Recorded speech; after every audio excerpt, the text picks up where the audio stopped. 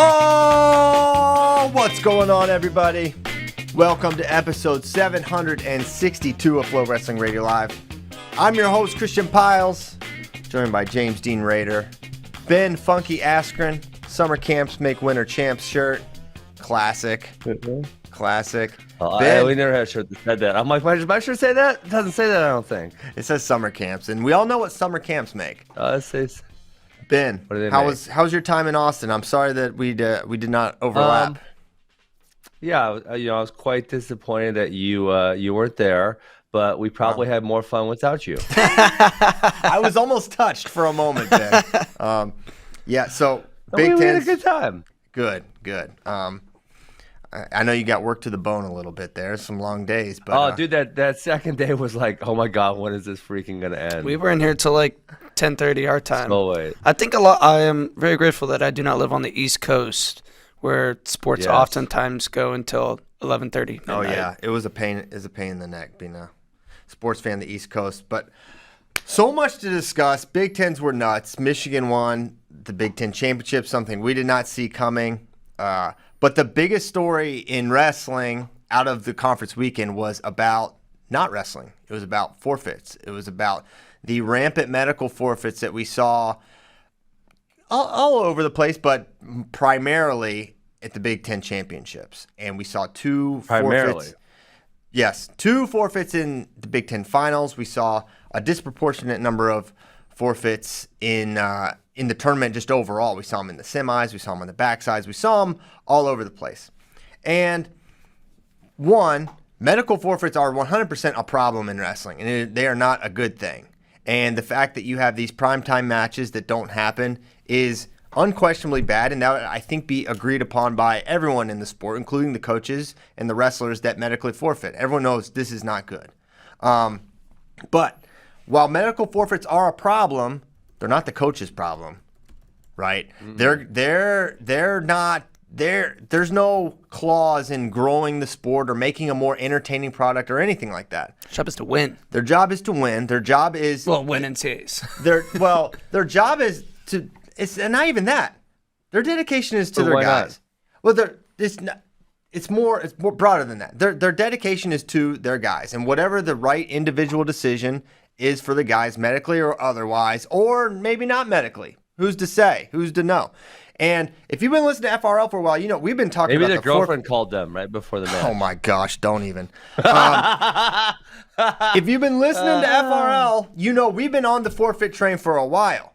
Okay, we don't like it. We were talking about it in November. And so there's a couple Johnny-come-latelys here that getting all up in arms when this has been a thing for a while. It's like, hey, pay attention, guys. This has been happening. And we were calling it out in the opens when guys are just treating opens like, hey, let me get a match in, let me get two matches in, and then dip. And that's what was happening in November.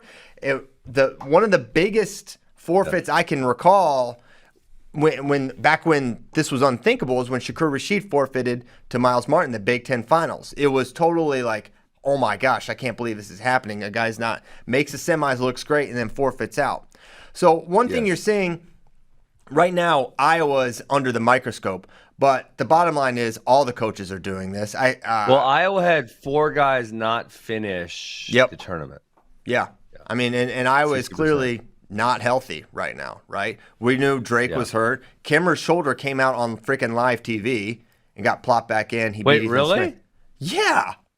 It came out. I mean, we're watching 12 matches. We kind of saw the aftermath of the injury, but we didn't, and they didn't show replay, so we didn't see that. It was out. They put it back in, and then he took down Ethan Smith afterwards and won the match. Then he defaulted out. So obviously they're under the microscope right now, and people are going to look for any opportunity to pile on Iowa, any chance they can get, right? But the bottom line is this is happening everywhere. And I think you have to look at it. There are ways you can start to reel this in. I don't know if you're ever going to be able to fully prevent this. And also another thing you have to remember is this is not limited to college wrestling. In fact, I would say senior wrestling, this has been a bigger problem. Where really? Oh my gosh, Ben, look at the backside. What qualification tournaments are there internationally? Okay, well, there's not a one. Well, the Olympic trials. What are you talking about? Hold on. Yeah, okay. Guys, I see. I understand. I got every you now. freaking Olympic trials, you got. I mean, one match you lose, backsides are ghost towns. Okay. Yeah. You're U.S. Open. You can actually predict some of the guys. He loses this semi, he's done for the day. And I remember in 2013 when I started, and I go Open, you look a little closer. It's like, wait, all these guys forfeit out if they don't win. Okay. Yeah. So forfeits, don't act like it's just college wrestling that has this problem. I think it happens. I think it's more prevalent in senior level wrestling. Okay. These guys say, I can't win, I'm done. I'll call it. That's the day. It's not about how well can I do. I'll do the best I can. It's like, I can't win. I can't make the team. See you later. And that's where I'm saying everyone looks at Big Tens. It's happening everywhere. But the way you reel it in, there's a couple things you can do at the collegiate level. One, you have to stop this charade where you get this like, the medical forfeits are like a freeze resume button. And you can just like be watching and waiting, and you can, boom, hit this button, and boom, I'm keeping my resume the way it is. And that's bull. Quitting cannot be rewarded, okay? Quitting cannot be something that helps your resume, because preserving a resume is helping it at times. Okay, one. Two, the prevention of other wrestlers being able to improve their resume because you quit. That can't be the case either. Okay? Yeah. I should get the benefit of a win when you don't make the walk. Period. Quitting is incentivized. That cannot be the case. You cannot have a sport. What's our solution? The solution is, well, there's a couple things. One, you can't have this broad stroke. Okay, if you medically forfeit at conferences, you're done for NCAAs. That is patently stupid. That is a bad idea. Yep. It is a good idea, one, that medical forfeits count as true seedable wins and true seedable losses, rankable wins, rankable losses, if they happen. That's easy, and it should be the case. And I never thought I would say that, but now I'm realizing it should be the case. Two, and there's some complications with this, don't release allocations before. Release them after. Because basically, guys, I made the semis, I'm qualified, peace. Yeah. Okay? If you didn't know if it was 6 or 8 or 9 qualifications, you're going to be wrestling back.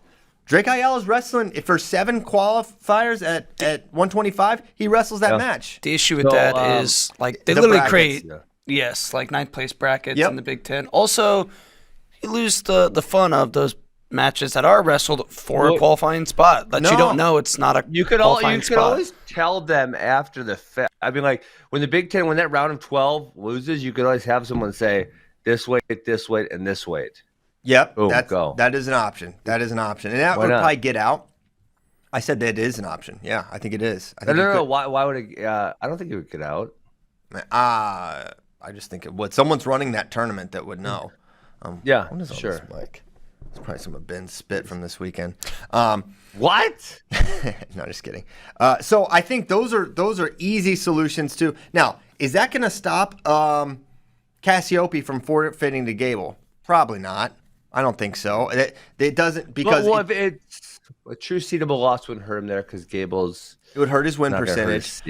But you can preserve your win percentage when you forfeit. You forfeit, it doesn't hurt your win percentage. It's crazy. So I think those are some options. But there's also an overall trend. So in hey, wrestling. let me ask you this. Let me ask you this, because so obviously when we look at the chart, the Big 12s was. They have slightly for less reference. matches Ben is per talking bracket. about John Kozak's article that he did yesterday. He broke down numbers from the past 5 years about by conference and the amount of forfeits per conference. So what I was gonna say about the article, because you guys brought up that the allocation thing. So the Big Ten had 28 medical forfeits, whereas the Big 12 only had 3. And the Big 12 had slightly less matches because they have 12-person brackets versus 14, but it's not a gigantic percent. It's not 9x, right? 3 to 28 is a 9x jump over one conference over the other. So obviously in the Big 12, I don't think any first place matches were forfeited, not that I remember, and I don't think any third place matches were forfeited. And obviously all qualifications in that tournament went way significantly past 4, right? And so in that instance, it wouldn't have mattered, right? If someone in the Big 12 forfeited in the finals, if we're talking about allocations. So there almost has to be a little more to it than that, I would think. And I don't know exactly what it is, because it just does seem strange that all these wrestlers over here in this conference are all forfeiting. I think it was like a 9% versus a 1% of total matches is in there. It's in the article, the exact number. But that just seems like such a big jump, and almost like it's, for whatever reason, become culturally accepted in the Big Ten, but not in the Big 12. And that's like really strange to me. It is strange. The number of qualifiers obviously has is indicative of how much people will wrestle back. But yeah, there's the finalists, forfeits. I mean, I can't think of other conferences that have had conference finals forfeited, and we've had 3 in the last couple of years here at Big Tens. It is a weird thing, and I think that these coaches are put in weird positions because guys don't want to wrestle as much. There is this growing trend in wrestling. Gone are the days of 30, 40 matches in a year pre-NCAA. I think that's unhealthy. I think, like I said, maybe not for your oldest guys, but there's a lot of guys who would benefit from 30 to 40 matches. Yeah, and you're seeing it less and less. And we had a question if we would ever see a 30-plus match season again pre-NCAAs. I don't know. I mean, maybe. I mean, there's maybe some. There's certain guys that are at 30, right? Yeah, a couple. It's gonna become a rarity, right? And I think the COVID year last year, where guys are wrestling 11, 12 matches, and the NCAAs, they were able to put a pretty good product out, and it didn't look like there was major issues or liabilities from lack of mat time that I could see. So I think you're gonna see it continue to trend down. Guys are gonna wrestle less and less, and also there's a new dynamic in wrestling. And actually, Royce Alger was talking about this, and this is a real thing. It's happening on every team. It's no longer the coach and athlete. It's like a more collaborative situation where you got coach, you got the parents, you've got the athlete, and it's not like coach down to athlete you're wrestling. It's like coach athlete collaboration, and then the parents are involved. And it's when that happens, that's why you're getting more guys, in my opinion, sitting out, because the guys are saying, "Hey, you don't need this match." Yeah. I'm not coaching college, so I can't speak to the parents situation there. But dude, my parents trust me. My parents, I'm coaching high school kids, and they trust me enough to have their athletes' well-being in mind, and they never say, "No, he's not doing this," or "No, he's not doing that." If I say, like, "Hey, dude, you need to do this," they're doing it. So I have a really hard time seeing. And listen, maybe you can tell me I'm wrong, and it's possible that Cale Sanderson or Tom Brands or John Smith is not having the final say over whether someone's wrestling or not. I'm not even saying particular teams, but I think it is a little more, I guess the word is collaborative. And I don't think it's across the board. Every athlete's like this. That's not what I'm suggesting. But I know for a fact there are parents that are saying, not for Big Tens, I'm not saying for any particular instance that just happened. I'm saying overall, there have been instances where coaches are like, he should not wrestle here. Do not wrestle. And that's not coming from the coach, coming from a parent or the athlete. Whereas I just feel like 10 years ago that probably wasn't the case. Yeah. I mean, I think there's obviously, and I really encourage this out of my athletes, whether high school or college. But I think we're in a time in 2022 where athletes are having more of a voice, and it's actually a good thing, right? Because an athlete not saying anything because he's scared of a coach that's not a healthy situation. And I know that probably was the case. There was dudes that were scared of Coach Brian Smith for sure. Mm-hmm. And it's like, hey, you listen, if you got an issue, go talk to your coach. And if your coach has faith in you, they're going to trust you to, help them make the best decision. And they may push back, and that's fine. But, so yeah, I kind of think it's healthy to have that balance of power between the coach and the athlete. I agree. But I think it's more of a cultural thing. And obviously some of these I think are necessary, but there's probably a whole bunch that are not really necessary. And to your point, they just don't want to hurt their seed.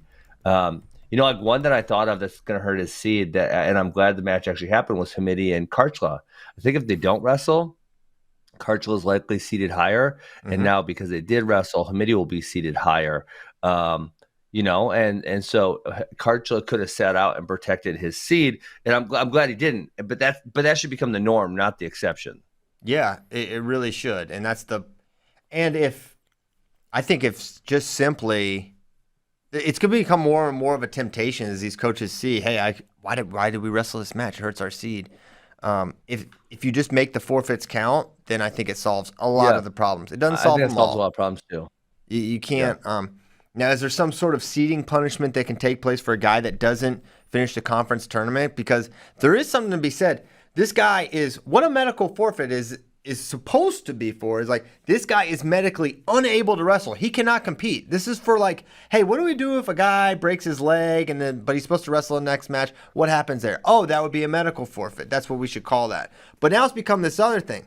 So what it should be, we should take it for what it actually means. This guy cannot medically wrestle. He cannot compete. And then that should inform the seed and be like, hey, remember 10 days ago, this guy could not finish a tournament. He was physically unable to wrestle. So we should probably consider that when we're seeding this guy, that maybe he's not going to be quite right. And this guy, he wrestled his whole card. So at the very least, if they're close, we know one guy is healthier, and a healthier person is going to wrestle better, right? Because this guy couldn't finish a tournament, and this guy did. So I think you could let it inform your seed. And they do have some sort of a way where it should. Yeah, it should. It should. How many times have we seen in the past now? And I can think of some notable instances where the guy doesn't finish the conference tournaments, and then we're sitting here talking about, well, how healthy are they? We don't know. We're not sure. And then they get a high seed because they're really good, and then they don't wrestle that well because they're not healthy. Shakur is a primary example of that. He got the 2 seed. Makai, he was like the 4 or 5, I think. Soriano. But Soriano got the 2 with a broken ankle. That one was preposterous. He didn't even wrestle. Yeah, and they knew he wasn't going to wrestle the whole time, but they did it to jack up. That was a bad move on Kale's part. That was a bad move. It was actually a really smart move. It didn't. No, it lacks moral integrity. You knew your guy wasn't going to wrestle, and you leave him at the 2. That lacks moral integrity. It does. There's no other way to go around that. Yeah. I mean, you guys can be mad at me for saying that. Kale can be mad at me, but what else do you call it? It's lying. Yeah, that's another classic don't hate the player, hate the game situation. But yeah, you're right. I mean, we said that in 2017 when it happened. It's like this guy's not wrestling. Yeah. Everyone knows it, and everyone knows he's staying in. They waited till past the scratch. So the way it worked, it was crazy. If you don't remember, if you wait till there's a scratch deadline to where you can get out and you can bring a guy in, bring in the 33rd guy and reshuffle the way. So they didn't pull him out until past that deadline, which kept Piccinini up top with Gilman, whereas he would have been bumped down to the bottom half and, debatably could have made the finals there, who knows, and not been on Gilman's side. But yeah, it was, listen. It's not the right thing to do. No. But, yes, if your only goal is to win, that's the right thing to do. But I don't know, the way I like to live my life and play my games, if you will, is with a high level of integrity. And when you're purposefully gaming the system, like I really, really didn't like that. That was just not good. It wasn't cool for sure. But then there's examples of guys like Stevan, if you remember in 2019, and this is my whole point with don't cherry pick the team because you don't like Iowa. They're all doing it. Yeah. Okay. For sure. And Stevan did it in 2019, and he was the 2 seed, but he got 3rd. Yep.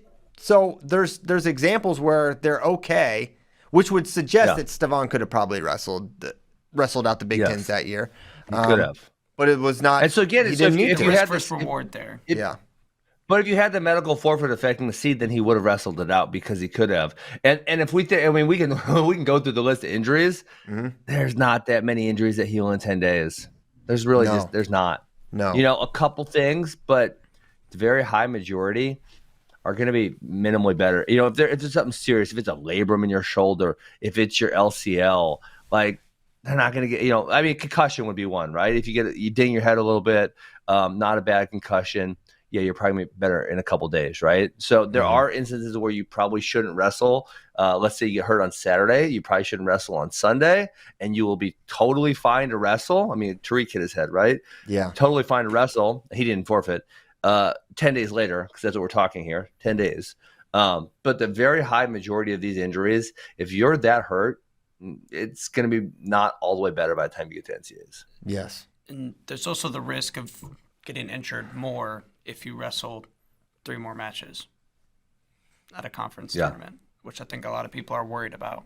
Yeah, I think everyone says, "Hey, why would I risk wrestling when I could get worse injured? I'm set. I have this freeze resume button. I can just hit it, and I can be the 2 seed at NCAAs. Why would I not? Oh, I'll take it. I'm the 2. That's cool. I'll forfeit out and let me get the 2 seed."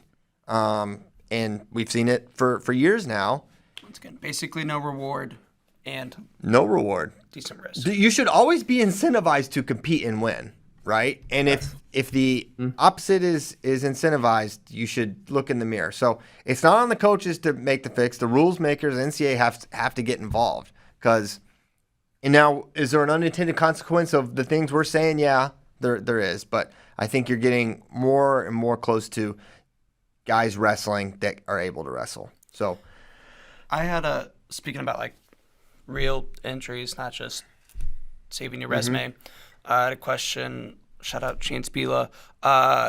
Bringing it back to as competition level grows, the demand gets higher. Everyone's stronger, faster, better, whatever. The 1 semester does this help a 1 semester push all these medical forfeits?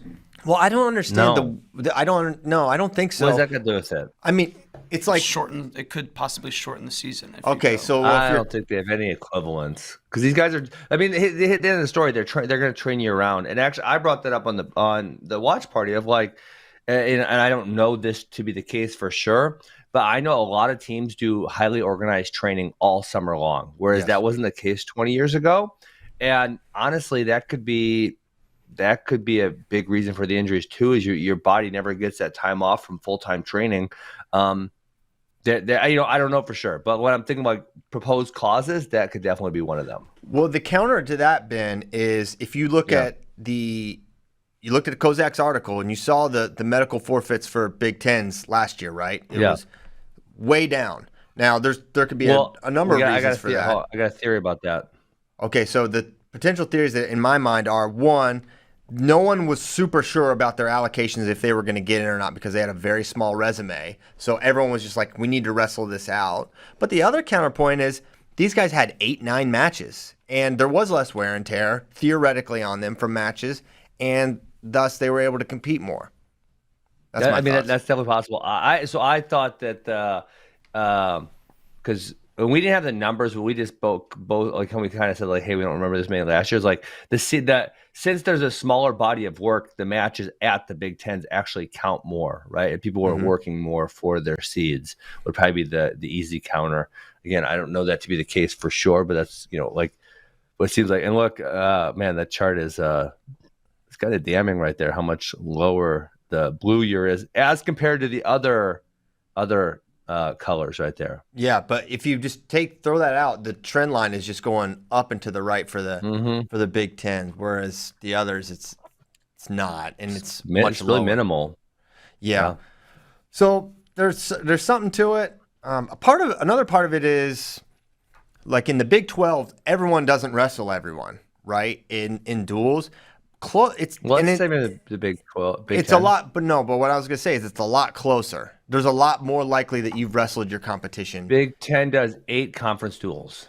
Right. Mm-hmm. So that leaves 5 teams you have not wrestled. I would say the Big 12 does that many. Well, there's more. They have more teams. I can just look up. They have more teams. They have 12. Yeah, Big 12. Big 12 has 12 teams. Oh, they only have 12. I guess I'm thinking back. They have 12. Okay, yeah, maybe so. Yeah, so they do. Mizzou did. Let's see. I'll just count real quick. 1, 2, 3.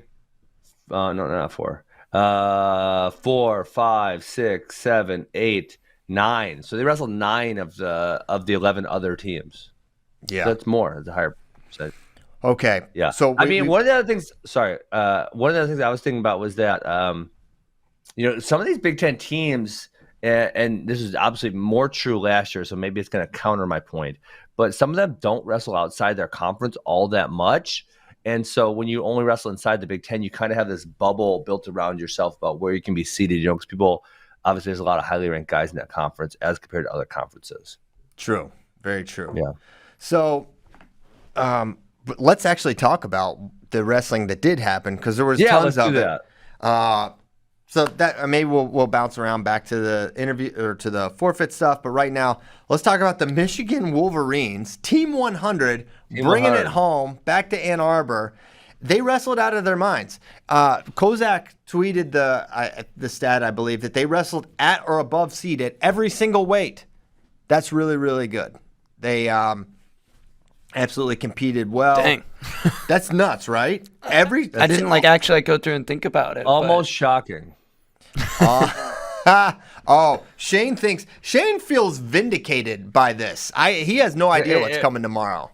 But you realize it's nonsense because we were talking specifically about one tournament and not the Big Tens, right? Yes, and the whole point of why we were overlooking not overlooking, but just saying, hey, conferences and Big Tens it reared itself completely here because you look at guys for Michigan, you look at Willuwan and Kamamine are two primary examples of guys scoring major points at the conferences.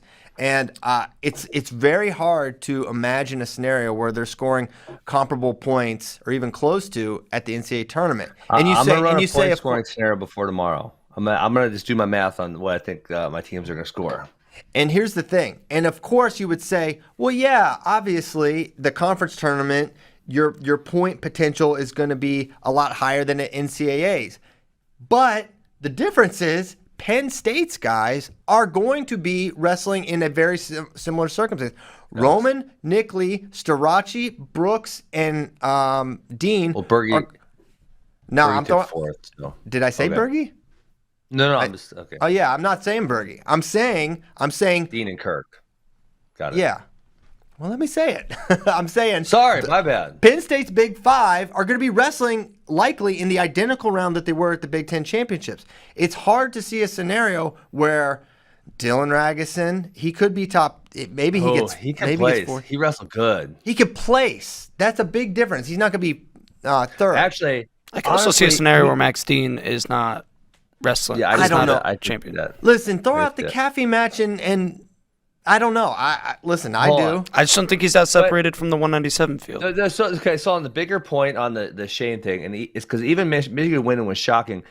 Yeah. And people will speak truly. Where people can really speak their most true form of speech is gambling. JD, tell this man what the lines were when we looked on Saturday morning that we should have betted on. Oh, Michigan to win plus 2,500. Yeah. Oh, really? Yes. That means if someone said they thought Michigan was going to win, they sure as shit weren't putting their money on it because that's 20 pays 25 on your money right there. If you actually thought Michigan was going to win, if you even had a little bit of hope that Michigan was in, you would have put some money down because you would have won a whole bunch, and no one was. So, because if people don't know how betting works, lines move with the money. So if money was coming out of Michigan, they would go closer down to even, but it wasn't. They were plus 2,500, and I think Ronda Rousey, who was like when she lost to Holly Holm, was like the biggest shocker. She was like a plus, I want to say 1,100 or 1,200. So this was double as shocking as that. Got it. Yeah. Well, hey, as promised, we got a special guest. Two special guests. There we go. We got Jordan Burroughs. What's up, guys? JB? Hey, how you doing? What's up? Rise, can you say hi? No, I love it. Got that mean mug going. Jordan, back from Big Tens. You said you wanted to talk about what happened. We're already into it. We talked about the forfeit situation for a little bit, and now we're just diving into the Big Ten tournament. Get us started. What's on your mind? Yeah, so I basically this weekend put on my wrestling analyst hat. It's wild because I had only been to the Big Ten Championships one other time. It was in 2016 when they were in Iowa City. And I was there just strictly from a fan's perspective. So I sat in the bleachers, didn't really engage with any teams. I didn't sit down on the floor. But this weekend, I got to be like a sideline analyst, right? So I'm getting information from coaches. I'm talking about the medical forfeits, why guys aren't wrestling. Like, I'm genuinely curious as to why guys aren't wrestling. So I'm like asking so I can report back to studio like, hey, Sebastian Rivera is not wrestling. Tony Cassiope's not wrestling. So I'm asking their coaches, like, why is that? And a few of them had legitimate concerns. A lot of them were, though, not legitimate concerns. I guess it depends on your perspective. I thought about it a lot. And I saw a message actually a tweet from Thomas Gilman yesterday, and he was asking about it because, he's been a big proponent of guys not forfeiting anywhere. not at the Big Ten tournament, not at the NCAA tournament, but even the World Team Trials, U.S. Open, backside guys that have no shot at potentially making national team. He's like, listen, you wrestle at all times. If you have the ability, then you should wrestle. And so there are a couple things that I thought about particularly that kind of had made this look bad this weekend. One was this was supposed to be the biggest session of the weekend, right? So you got the final session where a lot of people didn't even come to watch on Saturday. They were going to wait till Sunday afternoon to come specifically, and this was going to be the highly broadcasted and highlighted event and venue, or excuse me, and round of this tournament. And we just kind of missed out on that. Number one is typically, like, if you think about in comparison to the U.S. Open or the trials, to contrast with the Big Tens, you have to weigh in as an athlete. You've got to weigh in on day 2 in order to qualify for the NCAA tournament.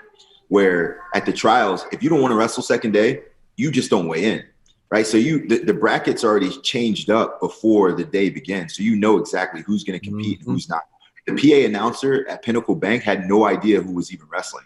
So the unfortunate thing was a lot of times when guys were announced, no one in the crowd even knew that they weren't competing. So we're all excited, like, okay, for University of Iowa, Tony Cassiope, then all of a sudden no one shows up, right? So I think that was just really weird. The optics were bad because you had empty mats going in a championship round. You had empty mats and you never knew who was going to come out. You know, sometimes mat 3's in play, sometimes 2 and 1 are in play. Only a few weight classes did you have everyone in play. So I thought that was really weird. And then who forfeits for gold?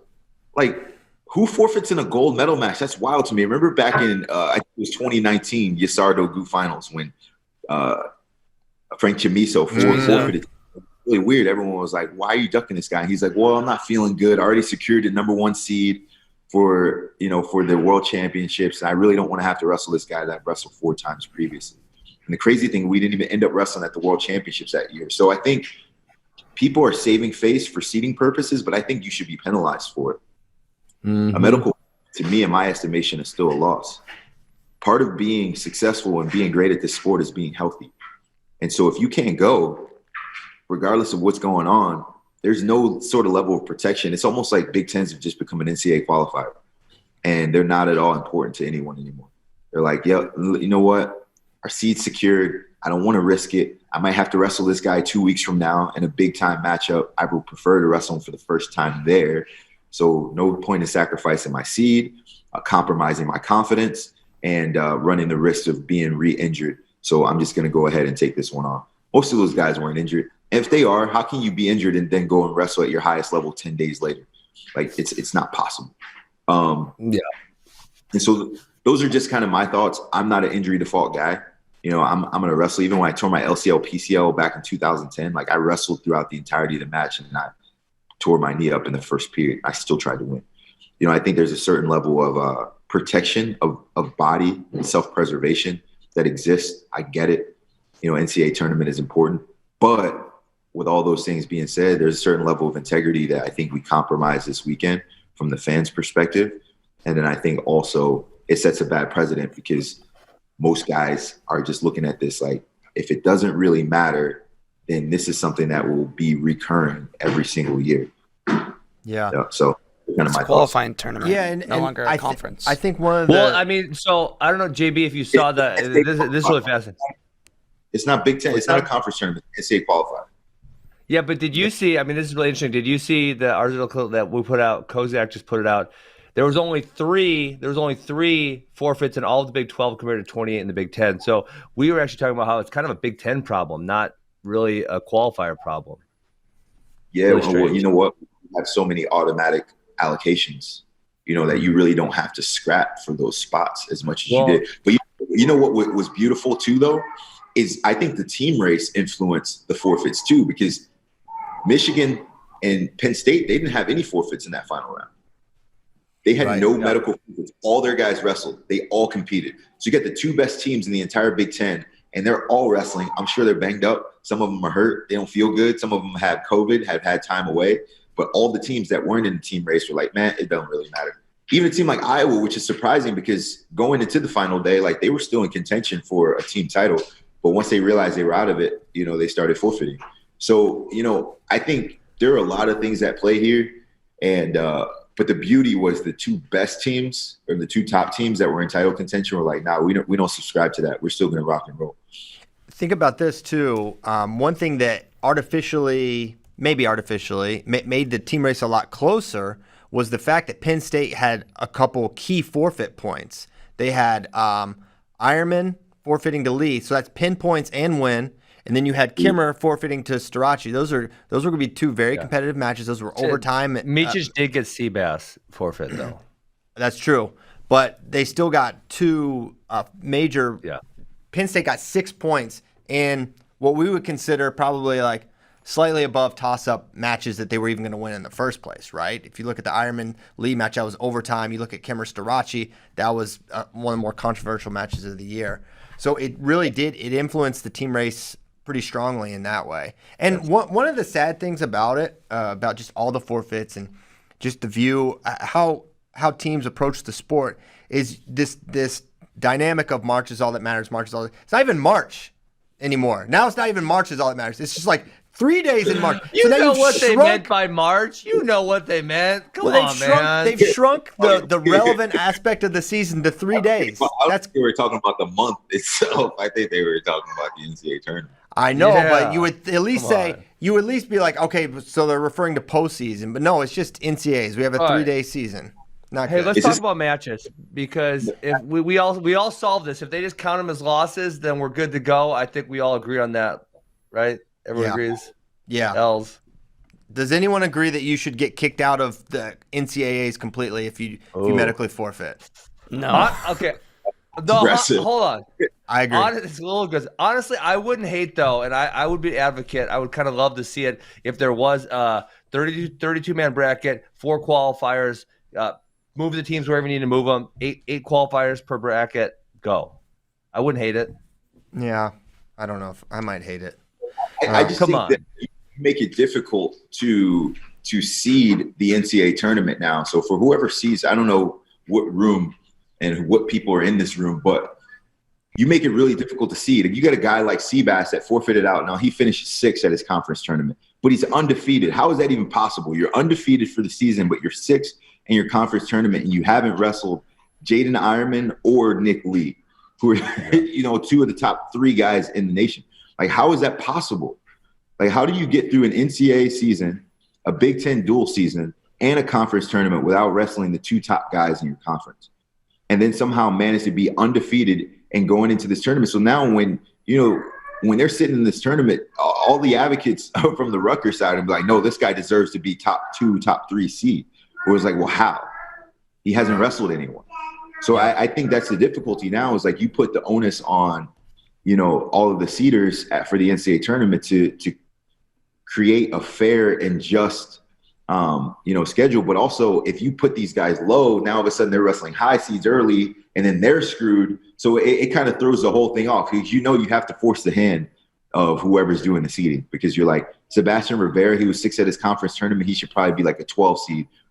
Impossible, because now he's wrestling a high seed early on, and clearly he doesn't deserve to be that low. So now that 3rd or 4th seed, whoever that he has to wrestle and compete against in the quarterfinals, now is getting screwed because this guy didn't finish this tournament. So, I'm not trying to pick on Sebastian specifically, but I think this whole thing just throws a lot of stuff into a whirlwind. Yeah, completely agree. Okay, you want to start at 25 and work our way up, or how do we want to tackle this? Let's do it. So the story at 25 is Nick Soriano looks like a national champ that Nikki Headgear, Nikki cornrows, Nikki Dake shades, Nikki Wolverine got it done. He looked absolutely head and shoulders above, better than everyone. Jordan, what were your thoughts on Nick? I thought, honestly, I think the story of the weekend happened outside of the Big Ten. It was Vito's complete dismantling of, glory. I think that kind of changed the dynamics, because regardless of what Nick did, I think we were all kind of looking at Nick like, okay, Nick looks good. 125 is kind of weak in the Big Ten. But once we heard the news coming out of the EIWA, instantly we all morphed to like, oh, shoot. No matter how good Nick looks, we know he's going to have a match for himself against Vito at the NCAA tournament. So, I mean, Nick's Nick. He's always going to be focused. He's dialed in. He's got like this very calm, zen-like state that he competes with. I thought that, the way that I saw him wrestle this weekend was impressive, because he's not really a shooter. right? He moves and shakes a lot. He fakes, but he's very difficult to get to. So most of his best matchups are the matchups in which he's difficult to score on, but he's also not scoring a lot. Some of his NCAA tournament against, Dayton Fix, which it's interesting because I was thinking about that this weekend. We see a lot of weight class shifts. We see a guy like Sebastian Rivera up at 41, a guy like Stefan Mičić at 41, but also seeing Nick Suriano down at 25 is wild. Like, how many people have we seen win a national title and then go down a weight class to go and compete at a lower weight? I thought that was interesting. But he looks good. He looks fit. He looks strong. He looks focused. I think that's going to be a big-time matchup at NCAAs. I'm excited to see it. Vito's a guy that's been a thorn in his side in the past. He beat him at Fort Worth a couple years ago. I view Nick as like a mistake wrestler. Vito if you make a mistake, drilling. Yeah, he was drilling on Glory. And that's been my whole thing with you watch the first Glory Vito match. It was like, and I said this after I saw it, I was like, man, very sloppy. And I thought about sloppy wrestling. That is a recipe for success for Nick Suriano because he's not going to beat himself. You cross your feet, you make a mistake, he's going to pounce on you, and you're going to have a hard time getting to him. I think this weight sets up great for Suriano. All respect for Vito. They're the two best. Hold on here. Vito looked like crap because he's obviously cutting a lot of weight, but he's going to wrestle Nick on Saturday night. So he ain't going to look like crap. Well, He's going to be fresh, feeling good. Certainly he'll be feeling good. Nick's going to be feeling good too, though. That's true. It's a big cut for him. I didn't watch the mistakes in their previous match and think, oh, these tactics are related to a weight cut. I just thought it was just. Oh, I felt like Vito that, certainly. You thought so? Yeah. Okay. Vito, so much different. Drained. So much different. I'll take it. And that take it from. Was that a 1 hour weigh-in? Yes. That was a 1 hour weigh-in. Yeah. He's a different man. He's going to be weighing in at 8, 9 a.m. and not wrestling to 8 p.m. Oh, boy. That's a 12-hour recovery process. He's going to be 140 pounds by then. Easy. Yeah. It's going to be a fire one. And if you, watch that EIW finals again and just look how crisp and smooth and fresh he looks. And you're like, wow, this guy, he looks so good. And it's obviously, obviously the poor performance prior to me was weight cut related for sure. Okay. Then we got 33. Roman Bravo Young takes out Austin DeSanto. It feels like every match looks basically with a danger the same call. These guys. With the danger zone, which Caleb Piles did not know about. He was up in arms at this call. I did explain him neutral. I've explained it to him before, but he forgot it. He's like, "That's not 2." I was like, "Yeah, it is." It's very impressive to hold him there. Yes. What were your thoughts on that exchange? When you get there, there's nowhere else to go because obviously you can bail, but then you're giving up the takedown. So where else are you going to go? And I think it comes back to the same exact thing we talked about after their last matches.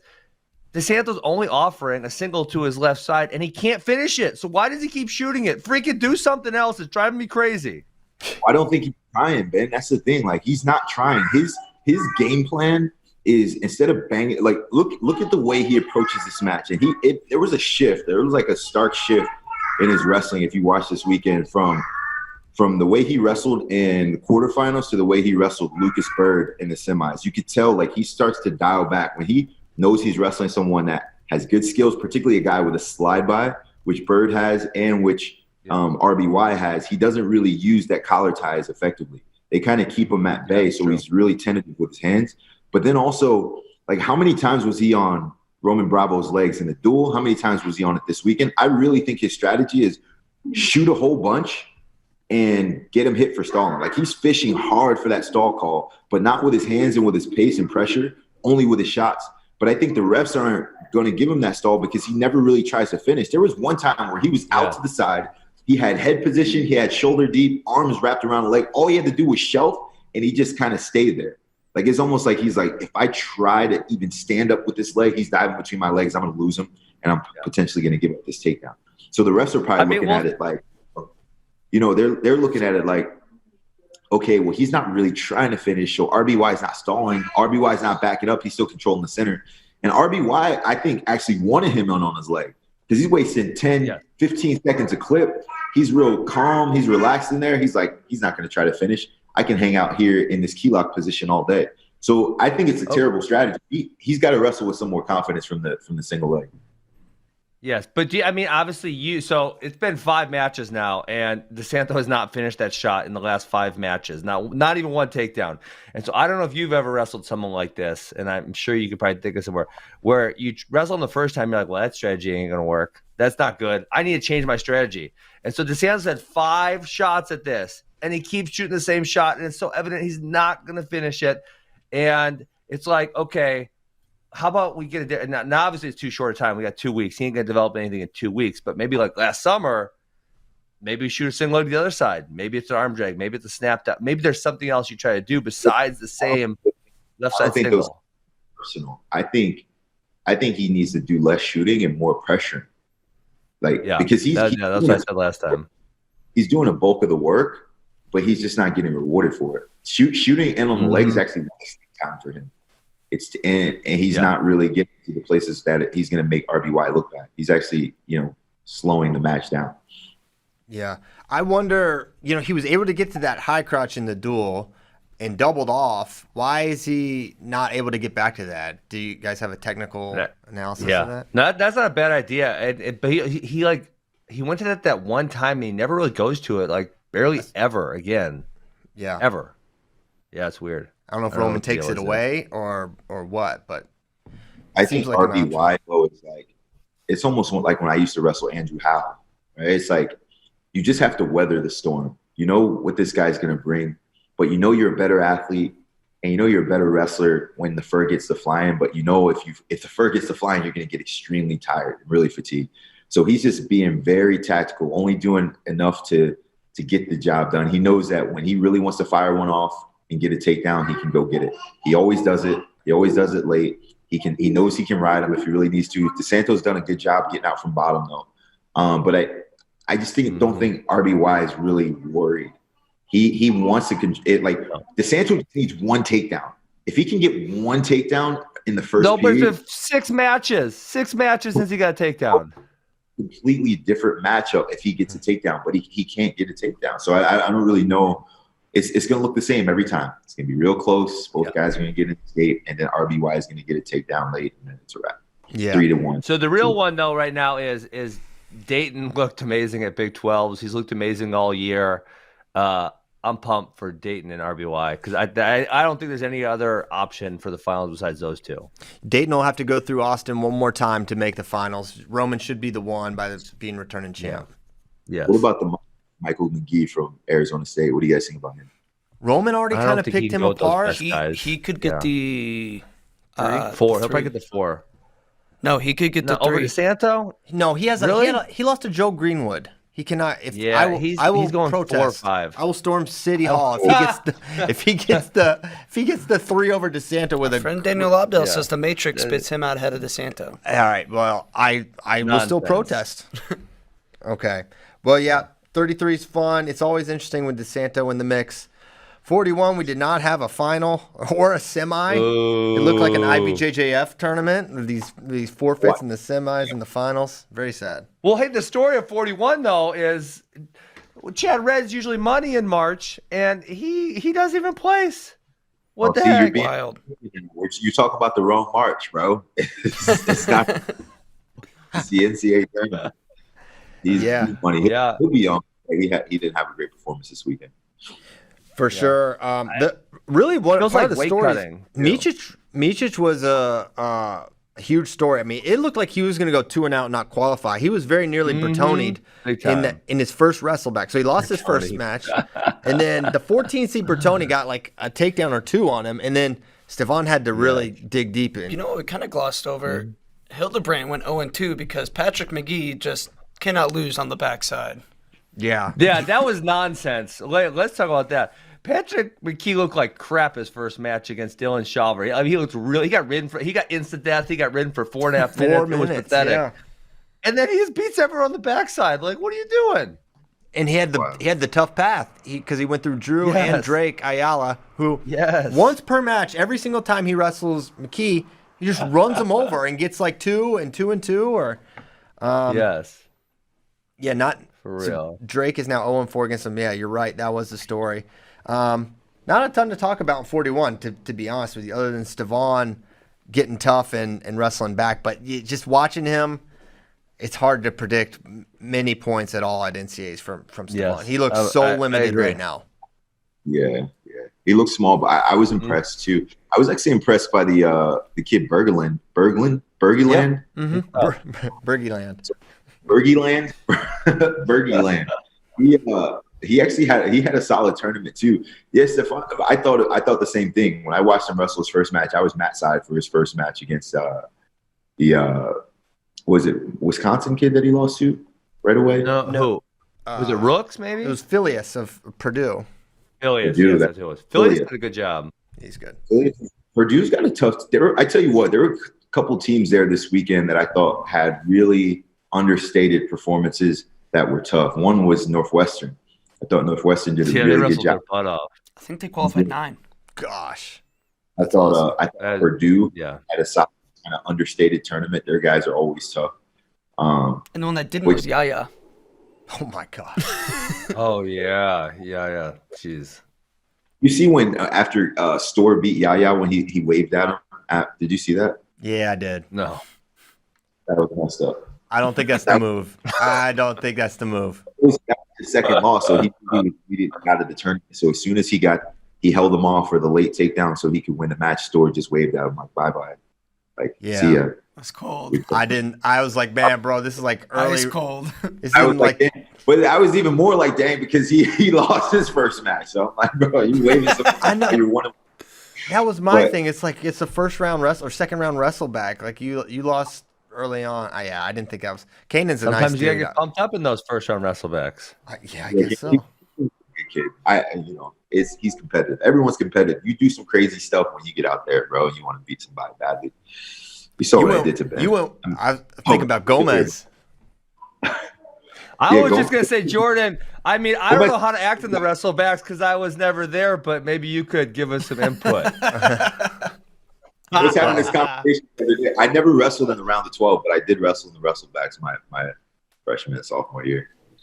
That's okay. Good times. Oh, your sophomore year was semis. Semis. Yep. Yeah. Metcalf.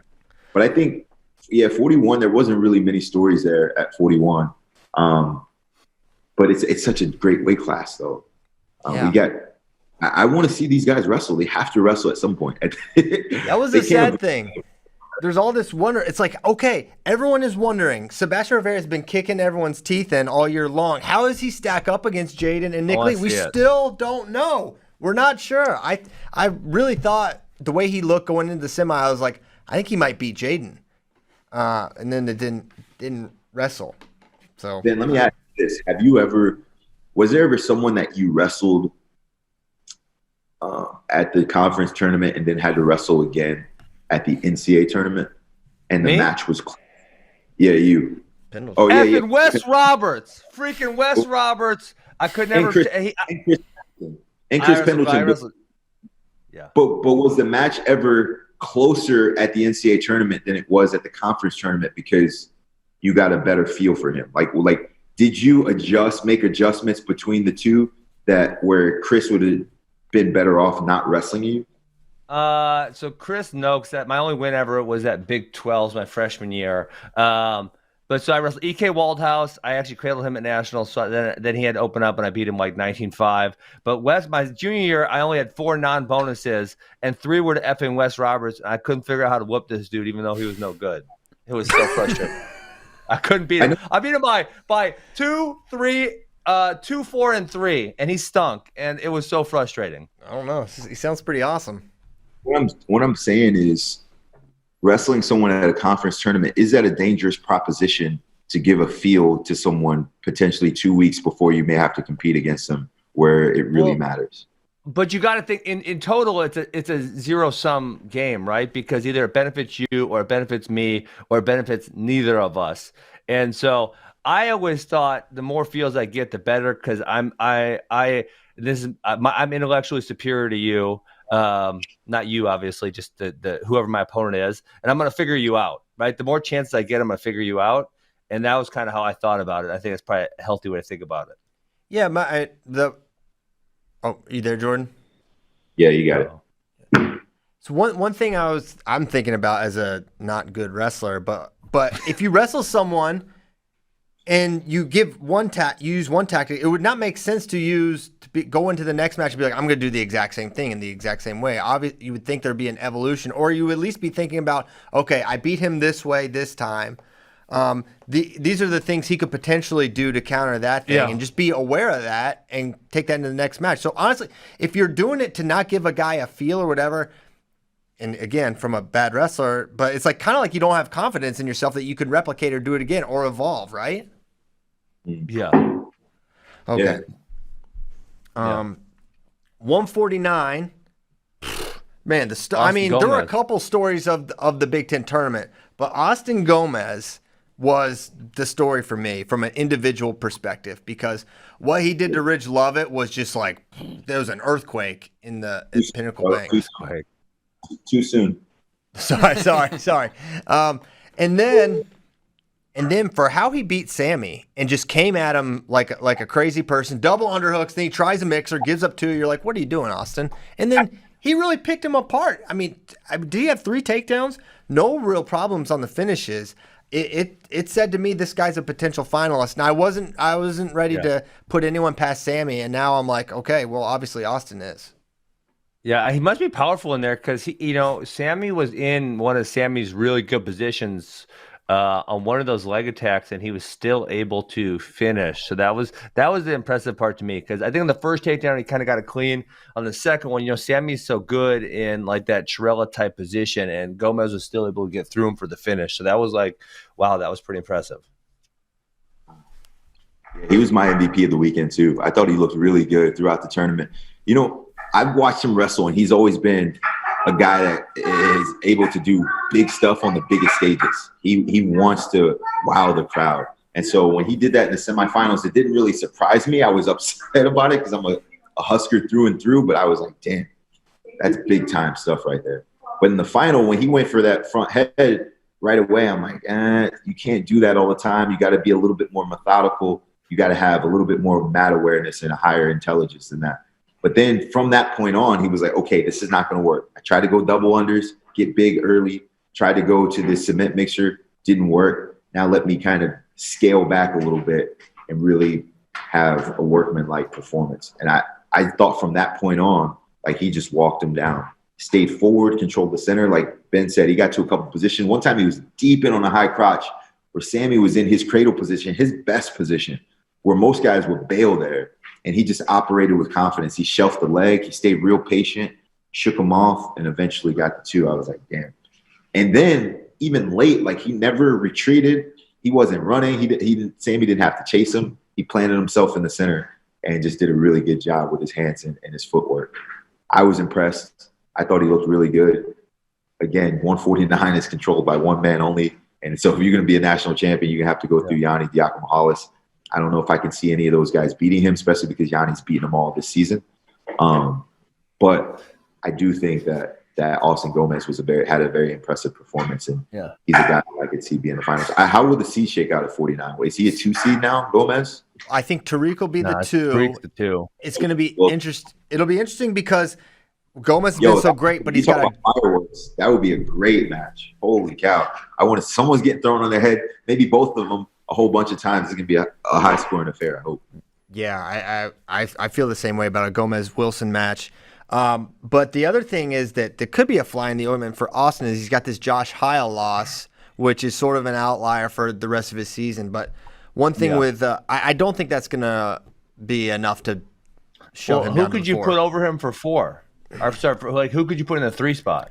Milner, who's beaten Heil multiple times now this season. How many losses does Milner have? Not many. Hold on. I can pull it up here. Parco, maybe? Does he got the Parco loss? Yeah, he's got the 1 to Parco, which was at the first tournament of the year. Yeah. It was defensive fall. I think that'll be enough for Austin to be the 3. So we should get a Wilson Gomez semi if seeds hold and if seeds are correct, which they would. I mean, Gomez has had a tough schedule. He's beaten Ridge. He's beaten a lot of the tougher guys. So I think he'll be the guy. One thing that's so impressive about Gomez is, and one thing you look for is like how many different ways can you win a match, right? And I think he has multiple ways he can win. He's not a great mat wrestler, but he can get off the bottom. He can generate leg attacks. His re-attacks are going into this, Good. I would say it's probably his best attribute other than his upper body stuff. And he didn't really need reattacks. He was just able to generate. So he's going to be a nightmare matchup in Detroit for sure. Yeah. Mm-hmm. Okay. We're making our way. We're headed up to 157, where we saw Ryan Deacon take care of business in the final. The story here, really, more so than Deacon's. Boring weight. Yeah, boring weight. The biggest story is the 10 seed, Coach of the Year, Brady Berge. I'm saying, this guy is what a performance. He beats Caleb Young twice. He takes third. He looks like a top 6-ish potential guy. Luan beats Berge to make the finals and then loses to Deacon in pretty predictable fashion. Any other takeaways from this weight? No, I think we skipped this one. Can Deacon beat Carr? Yeah, that's a match. Teamer's in there with these dudes too. Teamer's going to be competitive with these guys. Yeah, what do you think, Jordan? Yeah, I mean, there's a couple guys at this weight class that, I mean, if you go back and watch the semifinal between Peyton Robb and Ryan Deacon, like it was relatively close toward the end. The one thing is Deacon he's really steady with his single leg. He's going to fire off a very similar attack often. He's not the best athlete, but he's huge at the weight. He's big, he's strong, and his conditioning is relatively solid. He can ride on top, which is the X factor. But there are a couple of guys around the country. One is David Carr. I think I watched the Big 12 finals. I think he's on like a 54-match win streak or something crazy. Yeah. And he's every single time he wrestles. He can attack from a variety of positions. He's got an extensive arsenal, and he loves the sport. He's one of the few guys that you can tell that he has a joyful attitude when he's out there competing. But then I even think of a guy like Quincy Monday coming out of Princeton. Like, he's disruptive.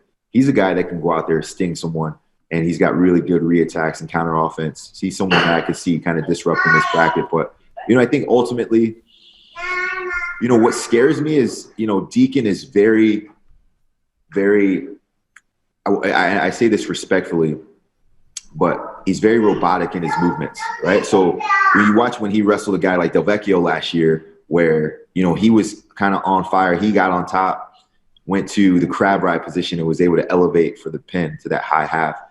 That is someone that if you're going to beat Deacon, you're going to have to throw something kind of, just a little bit of a different perspective. You're not just going to beat him power for power. You're not just going to outquick him and beat him with speed. You're going to have to do something elusive to beat him. So, but I think David Carr is kind of the standard of the weight. I think he's the guy at 57. Yeah, I agree with you about. I just think Carr has the elusivity to avoid elusivity. I don't even know if that's a word. I could have made it up. I may have made it up. It's okay. I make up words sometimes. Okay. But not only that, but I think he's got the speed to get to his legs and finish on Deacon. So he's still my pick. Deacon can absolutely win, but man, he was the best guy last year. It seemed like, and then he didn't get it done. And Carr has just been so good ever since. It would have been really nice to see Monday versus Josh Humphreys. That pin on Josh Humphreys was nonsense. I don't know if you guys saw it. It was bad. We were talking about it Saturday. It was Sunday. It was. I love fast pins. This was too bad. It was too fast. It was not good. He rolled across. You got to watch. He rolled across his back. Not good. He was on top. It was like a non-control pin. Yeah.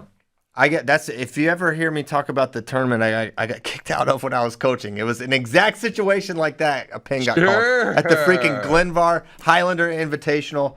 Don't get high. Don't get put there. I know. I was an idiot, which I still am. But you know what, too?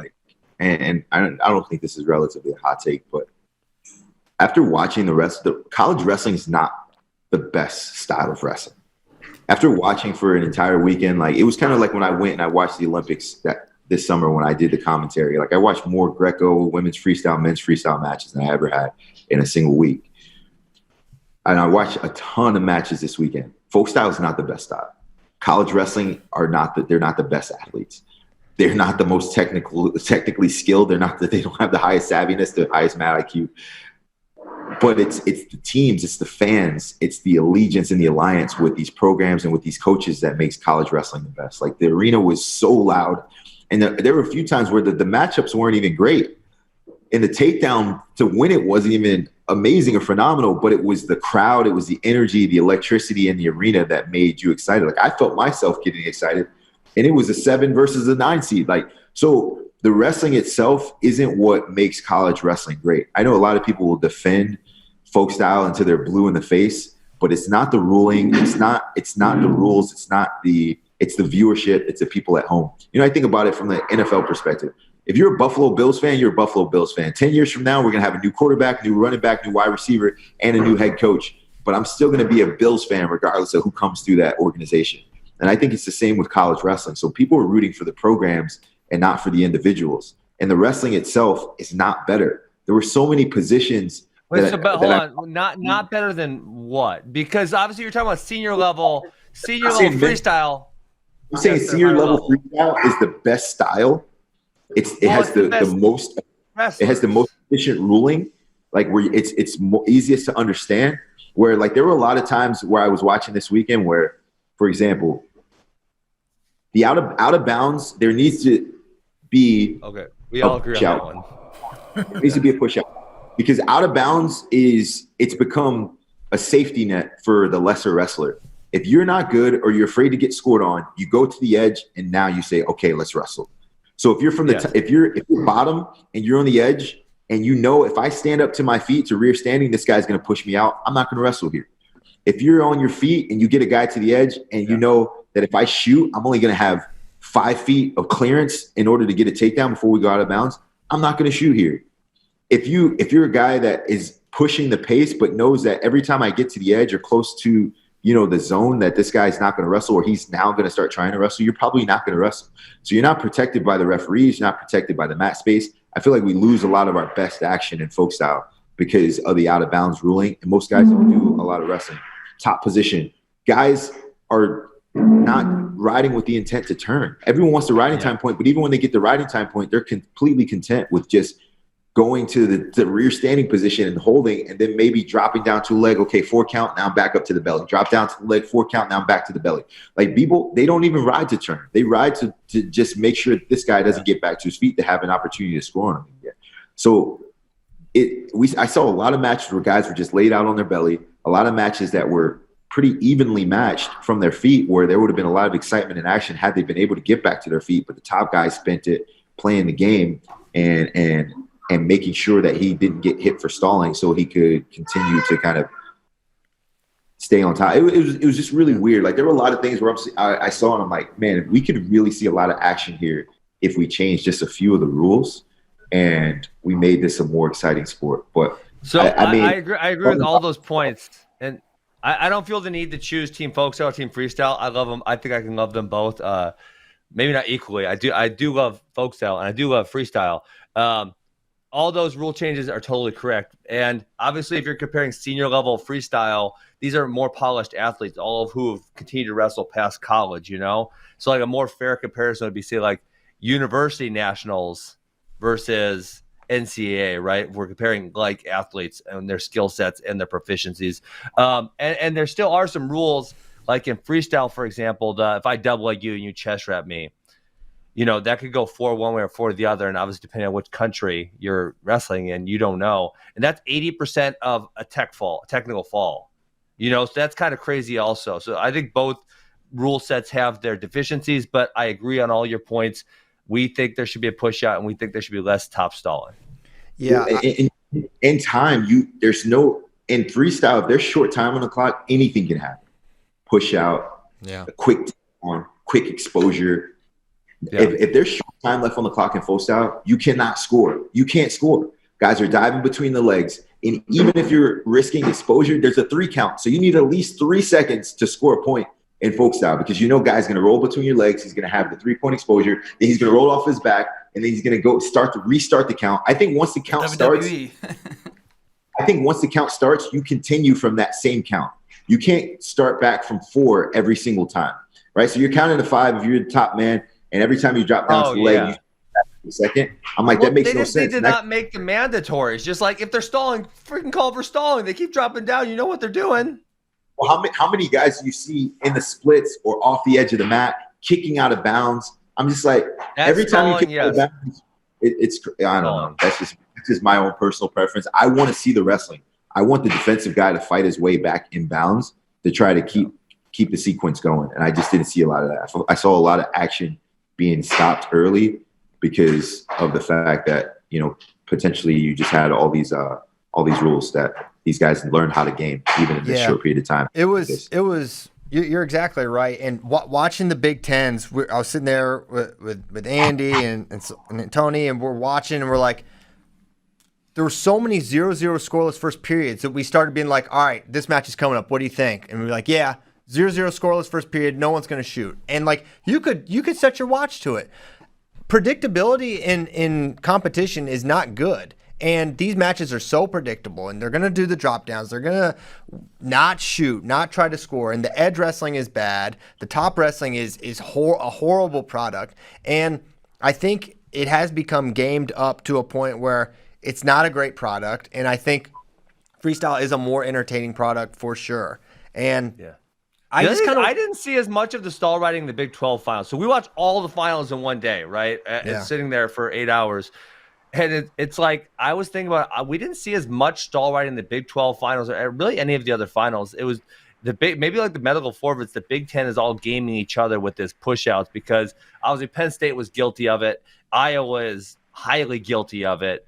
So I don't know if it's maybe more of a Big 10 thing. I'm not sure.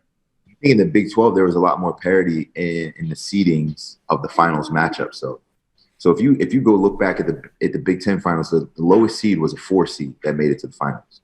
Yeah. And then every matchup was 1-2, right? So the quality of the opponent was a lot higher and the margin was a lot smaller as opposed to if you go to Big 12, there were some 7s in there, a couple 8s, 9s that had kind of snuck in there, and they were wrestling 3s and 4s. So like it was just a much different event where I felt like the skill level between the two competitors in the finals was just a lot bigger gap between those two.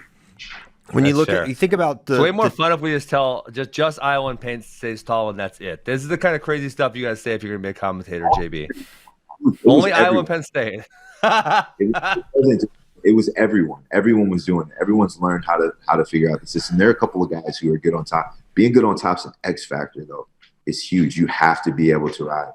Number one. Number two, you've got to be able to get out from bottom. You cannot get ridden out for an entire period. You can't win if you get ridden out for an entire period. It's impossible. It's impossible. And then being able to turn is just, I mean, that's money. That's money. It's like being in freestyle. The guy that gets to turn from the top position in the parterre most often is the guy that's going to go on and get his hand raised. So I think that there are a few little cues that I saw that now as I come back to my son and his teammates and his friends back here in Jersey, like teaching these guys, hey, this is what we need to learn. This is what's most effective. These are what the best guys are doing. And this is what is probably not going to work. I don't want to learn how to game the system. I want to learn to wrestle the entire period from every position and be as good as you can there. Yeah. Last thing I'll say on it is you look at the two most popular sports in America, football and basketball, and what sort of rule changes they have made to implement and make scoring easier. They took hand checking out of basketball. They made defense a lot harder to play. How do you know the basketball rules, Christian? Because I like basketball. I know the rules. What? The NFL, you can't hit the quarterback. You can't check the receivers. It's very limited. It's very pro-offensive rule set. So they're thinking about that's the difference. They have leadership thinking about the product and knowing that the product is important. And there's no one in NCAA wrestling watching this product and thinking about it that way. And that's the problem. That's why NCAA wrestling is falling further behind as far as a product. Well, hold on. Let's not be dramatic because I'm sure the viewership this year in NCAA wrestling is higher than any time in history. Wrestling is gaining. In spite of, not because of. That's fair. I didn't say that, but I said let's not be dramatic about it. Also, no, and the most watched NCAAs, drama queen Christian Piles. The most watched NCAAs is still 2013 by a long shot. By a lot. No, but okay. Yes. No, I'm not saying no. But if we talk, that's a singular event. If we're talking about all of the events over the course of the season, you know it's right now. Yeah, for sure. Okay. All right. But hey, how about thinking big? We happy where it's at? I agree with you. I just said don't be a dramatic little baby. That's it. I'm not being dramatic. I'm saying improve the product. I think you're being dramatic right now. All right. Maybe. I'm about to make you apologize on air like Jordan did last time. For what? What am I apologizing for? Being disrespectful. That's part of the game. Okay, 74. Match of the tournament was Massa Labriola. Wait. You skipped. Did you I just skipped skip 65. I skipped Jordan's weight. I'm sorry. And at the Wards at 65, right? We got to talk about 65. There we go. Got to. I'm sorry. We had Marinelli. a good top four. We had an upset Jordan. in the semis. Jordan, why don't you give us your thoughts on 65? I like Alex Marinelli a whole lot. He's a really good kid. He actually, when they were waiting by the award stand before I presented, him and I got a chance to have a long conversation. He's a good man. And one of the things that I appreciate about him is his openness and willingness to just kind of understand what he doesn't know, but also to operate with humility to even come and ask me questions about performance and improvement. One of the things, though, I noticed for Marinelli is I feel like, and this is a couple of Iowa guys now, a guy like Caleb Young, a guy like Alex Marinelli, a guy like Max Murin, is they use their hand fighting effectively, but they really never open up enough to fire off shots. Like, their matches don't have to be as close as they are. I was telling Marinelli, I'm like, listen, bro, you're beating guys up in the hand fight, but you're not taking any attacks. You're not following it up. So now you got all these close matches. And so in the final at 65, you've got Cam Amin deep in on a leg or an opportunity to score with 4 or 5 seconds left for this guy. And I respectfully, this guy is in the same league as you. You're 4-time Big Ten champion. You're multiple-time All-American. And so use your hand fight to dominate the ties, control the center, but now free your hands in order to either get to your snap and spin, run a corner, open it up to your high C, using your double leg, all these shots that you have that I've watched you drill, I've watched you hit on lesser opponents. But when you get into a tight match, it's almost like he scales back and dials down on his offensive prowess, and he just kind of is only willing to hand fight. And if there's not a clear opening, then he's not going to shoot. I'm like, bro, there's never going to be like this perfect opening where this guy's so out of position that you're going to be able to fire and blast him off his feet. Maybe that'll come. Probably not against the best guys. These guys are disciplined too, especially a guy like Cam Amin. He keeps good positioning throughout the match. You're going to have to just open him up by taking shots of your own. So, I think he's tough at 65. He's going to be a guy that's competitive. It's going to be tough with a guy like Evan Wick, who's rolling right now. He's home. He's back in California. He's doing well. He's tall. He's great for the weight class. And he's got a lot of freestyle experience over the last couple of years. So you can tell he's improved.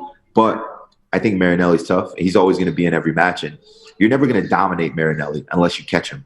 But you're not going to take him down more than once or twice in a match. You're not going to ride him from the top position. And he's going to be a guy that keeps coming for the entire 7 minutes. Thoughts on Dean Hamidi's performance? He beats Carson Karchla for third. He lost 3-2 to Marinelli in the semis. Is that your guy? Is Dean Hamidi one of your AWA guys? I wish I could claim him, but I cannot at all. He's from Illinois. He's from Illinois. He's from Chicago. Chicago guy. I saw Wisconsin. Great. I just assume if there's a good wrestler from Wisconsin that he might be yours, but unfortunately not. Yeah.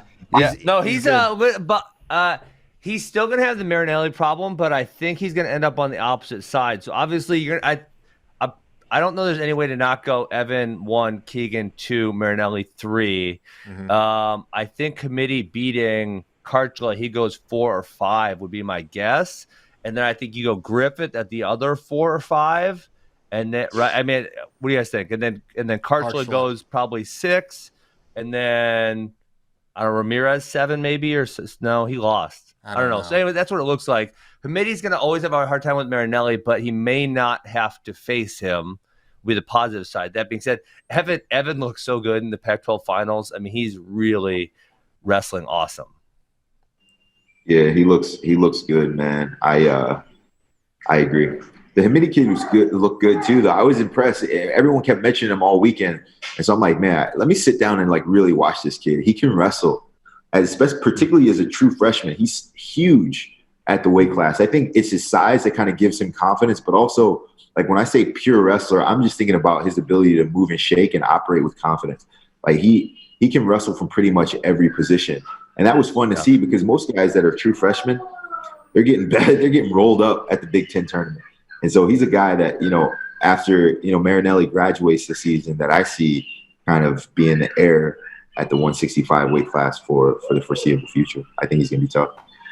Yeah, no doubt. He's been fun to watch all year. He continues to score. It was interesting, the third place match. Karchla took neutral on him, that's a lot of respect for a true freshman, but also concerning. He's so good on top. That was the right choice. Yeah, probably so. But I mean, he lost. He got taken down after. You never take neutral. You always take bottom. Bottom's a free point. Come on, right? I think he's joking. No, but no, you're not serious. You're not. Ben, if you're down, wait, if you're down, are you being serious or are you joking? I'm serious. If I've seen too many guys down 1-0 going into the third period choose neutral and lose because they can't get a take. What if you suck on bottom and the guy's going to crush you? This isn't me. This is me observing other wrestlers. So this is why we talk about top being so important, though. All you need to offset what it would take for them to get a riding time point by just riding as long as you can. So you need to get an additional 25 seconds from the top position. Sure. Then you kick them. You guys got to get a $125 to get you. And you go into the third period, all you need, if you're forcing yourself to get a takedown to win, at least go to a position where if you start bottom, all you need is a point to send it to OT. If you start neutral, now you're forcing yourself to have to get a takedown in regulation where this guy is going to be playing the game. So give yourself an opportunity. I think you don't realize how bad some of these dudes are on bottom. Some of them are not good on bottom. That's added emphasis. When do I feel like? I mean, it's I get you. It's not you, right? And so I mean, to your point, as a coach or for yourself, you're like, hey, you need to get better to like say Alex Marinelli, for example. He never gets ridden, right? He can choose bottom every single time, even against Dean Hamidi, and be very confident. So that's what you want out of your athlete. But some of these dudes, I mean, now in the offseason, they should be working a lot of bottom. But in the moment, like, hey, I stink. I'm probably getting ridden out. I am not going to choose bottom right now. And what I was going to say about Karchla, though, is he was in on a bunch of good shots and just, Hamidi's a pretty good scrambler. But if Karchla, he was in a pretty solid position to finish a couple times and just didn't do it. And then Hamidi kind of gassed him out. He wore on him. I even thought Karchla could maybe a call for stalling in, which I think the ref didn't want to do it because it would have ended the match. Yeah. And so Hamidi got the late takedown. So that was 65. Moving on up the weight class, 74. I tried to go to it early. Drama in the quarters when Kimmer's shoulder comes out, gets popped back in, and he gets another takedown against Ethan Smith. That was gutty. Then he forfeits out of the tournament. That Carter Starachi won pretty dominantly against Logan Massa, who he had a close match with earlier. The riding was atrocious on both parties. Very boring riding. But what I'll say, Starachi afterwards, Jordan said, I'm the best 174 in the world. I was wondering if you heard him say that. Did Jordan Burroughs get to compete at 174 freestyle? Or Folkstyle, I mean. Folkstyle 174. I like Carter so much, and I like his wrestling prowess that, I didn't really take it into account much. I think he's a guy that I see at 79 moving forward. I don't think Jordan. Listen, I know you really well, Jordan. I don't think if you meet up in the semis with him at the U.S. Open this year, you're going to forget that. You might double him a little extra hard. Well, I'm not going to U.S. Open, so he's going to have to go make his final X to get to me. Or trials, whatever. But final X. Damn, yeah. Yeah. I mean, I'm a competitor, bro. I want to beat everyone that steps out in front of me, but I'm still in this transitional state where I'm starting to be more respectful of the young guys and not actually seeing them all as competition. Like, I'm not going to do this much longer. So I'm not looking at guys like, I'm going to have to wrestle him soon. I don't like this kid. More so now, I'm like, damn, this kid's pretty good. I like what I see here. When I'm finished up, I could see this guy being next in line. Yeah. So with is there much to discuss at 74 apart from Starachi? So he got it Mackay beat Hayden. That's important. I don't know how much it's going to shake up the seeds, though. I'm not sure if it's going to make a difference. Where? Tell me what you would go here. So maybe Carter's right. 1. You go Massa 2, Mackay 3. Yeah, so I guess it does flip him on the different side because I think we'll see Hayden as the 4 potentially, and Kimmer maybe the 5. I don't know how they're going to seed that. Now that I think about it. Yeah. Seed. What'd you say? What's Massa that way? What's his seed? I think he should be the 2. Probably 3 or 2 or 3. It's the same side. His only losses are to Starachi, right? Yes. Whereas he should be the 2, Mackay the 3, So Kemmerer might get bumped all the way down to the 6th because then you could easily go Hayden, Labriola, then Kemmerer. That would be. Do we all agree that 74 is the deepest weight class in the country? 97. Anyone. Well, that's could make a different kind of thing. All the way down. Different kind of deep. Sure, fair. I think elite. There's just a lot more elite talent at 74. I would say. Yeah, that's fair. Yeah, I think I would probably agree. Very good weight class. Is there any other weight class with multiple national champions in it? Well, Dayton RBY. No, Dayton has won one yet. Oh my God. No, I don't think there is. No. 57 AOC and Carr. Oh yeah. Oh, O'Connor doesn't look. AOC lost to Ed Scott. Looks like he's really hurt. Yeah, he did not. He didn't look great for sure. No, definitely not. 74's good rule. 84. This was another amazing match. I just didn't see it coming as the match was materializing. Because Brooks came out so hard, so physical. It looked like he was just going to overwhelm Amin. And then, I think if you're 180, if you're an elite 184, you watch this and you're like, okay, I can see how this can go. If you weather the storm, and elite meaning Hidley, Brooks, Amin, and Keckheisen in the top 4. Yes. What were your thoughts on this match, Jordan? I gave Miles no shot. I love Miles. I love Miles a bunch, but Aaron Brooks had just been on fire all season, and he looked great throughout the tournament. He came out guns blazing, and I thought he was just going to overwhelm him with pressure. I was confused a little bit as it got deeper into the match where I'm like, is he getting tired? Because he started standing really wide stance, really flat-footed. And I was like, is he tired or is he just kind of comfortable where he knows that now Miles has got to come get him and he feels like he can't. So I was surprised when he got the takedown late, especially when he got the takedown. I'm like, oh my goodness, he rides him out, he wins. And then when Brooks kicked out and got out of bounds, I'm like, oh, it's a wrap. He's gonna go to overtime. He's gonna take him down. Mm-hmm. And then he got him again right away with the very same shot. And then, like, it wasn't even a ton of like resistance or defense from Brooks. He just kind of like tried to sit Horner and he just fell to his butt. And it was just like, damn.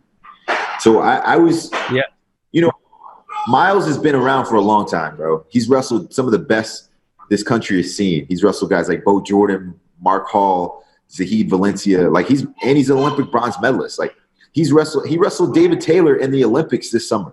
So when you talk about like just pedigree and being refined in the fire, he's probably got the more experience than anyone in that tournament in terms of the depth of the competition that he's competed against throughout his entire career. So, I think that we got to put some respect on his name now after this weekend. But I think the Kid Parker from UNI is going to be a guy that's going to be really difficult to beat too.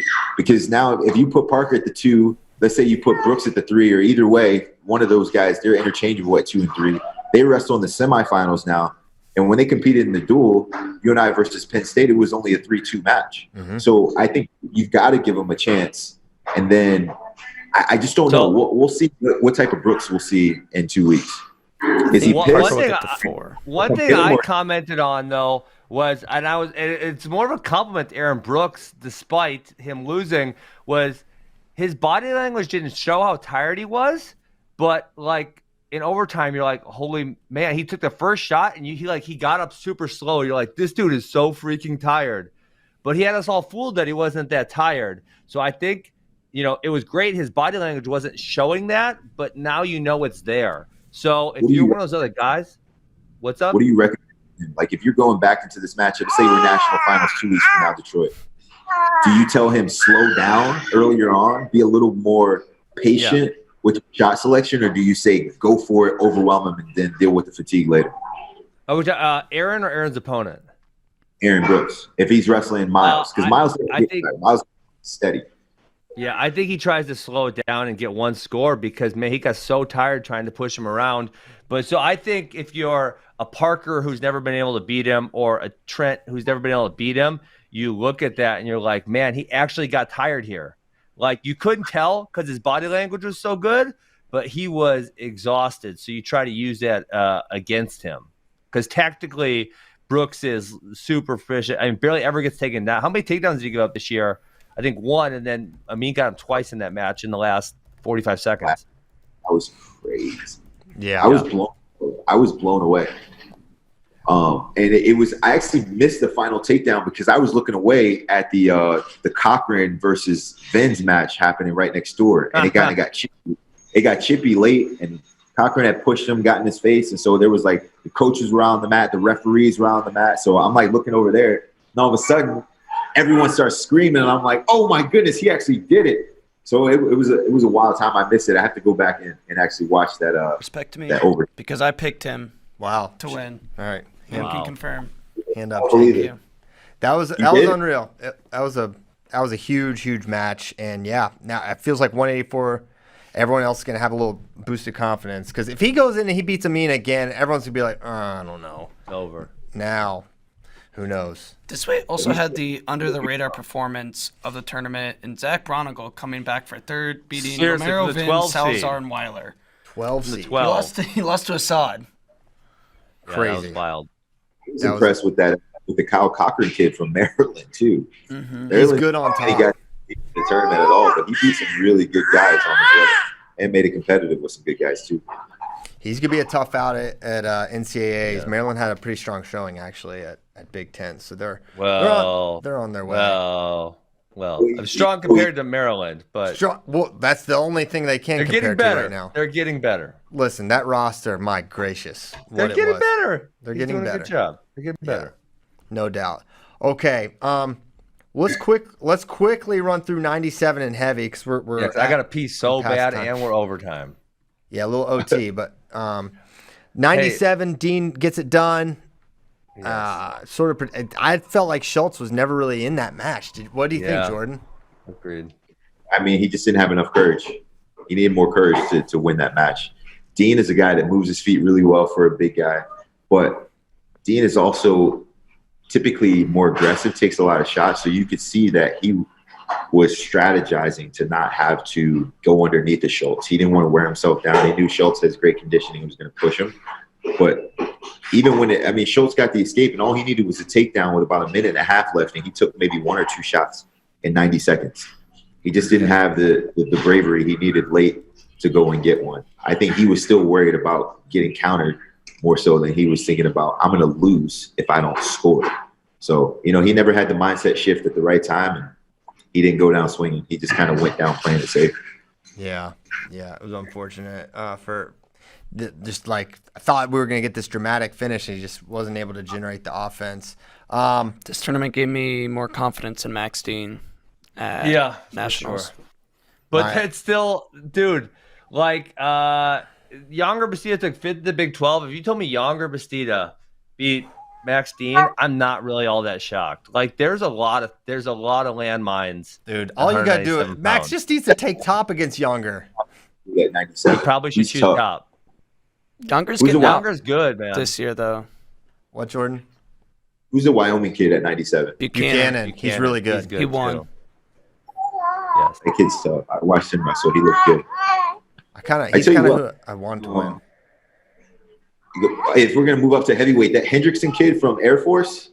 Oh, yeah. Hey, Jordan, these jabronis won't rank him above number 14. Tell them how stupid they are.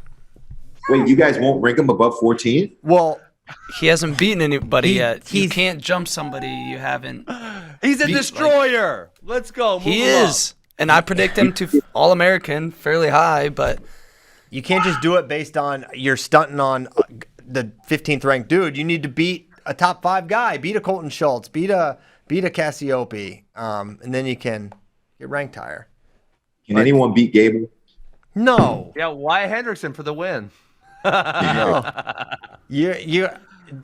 I think the best tactic against Gable is you got to somehow rig a slam loss or something like that. We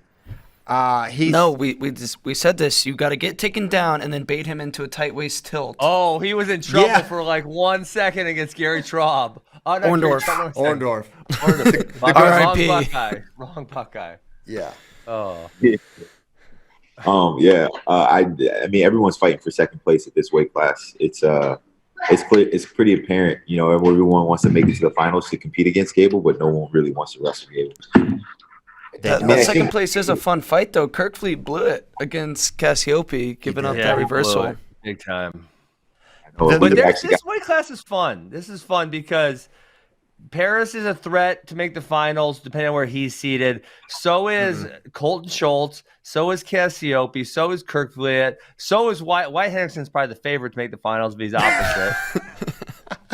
Oh my gosh! Hey, the thing with Paris, that kid Hendrickson is really fun to watch. He is. He goes for it. He's not a boring top wrestler. You guys watch the 12 finals versus him versus the Serber kid? That was crazy. Dude, he was in Cradles, Assassins. How long was Serber pinned for? How long? Serber was pinned for like 7 seconds. It was obnoxious. There's an eternity compared to Humphreys. That ref is definitely from Stillwater because I've never seriously be flat on his back for that long without getting called for a pin. I never seen anything like it. Don't show Josh Humphreys that footage. He will destroy something. That's so bad. He was so pinned. I don't know what they were waiting for. The one thing I'll say on heavyweight, the biggest story on heavyweight for me is what we have with Mason Paris right now. He is not going into this year, and this is why I think Michigan's gonna have a hard time winning NCAAs.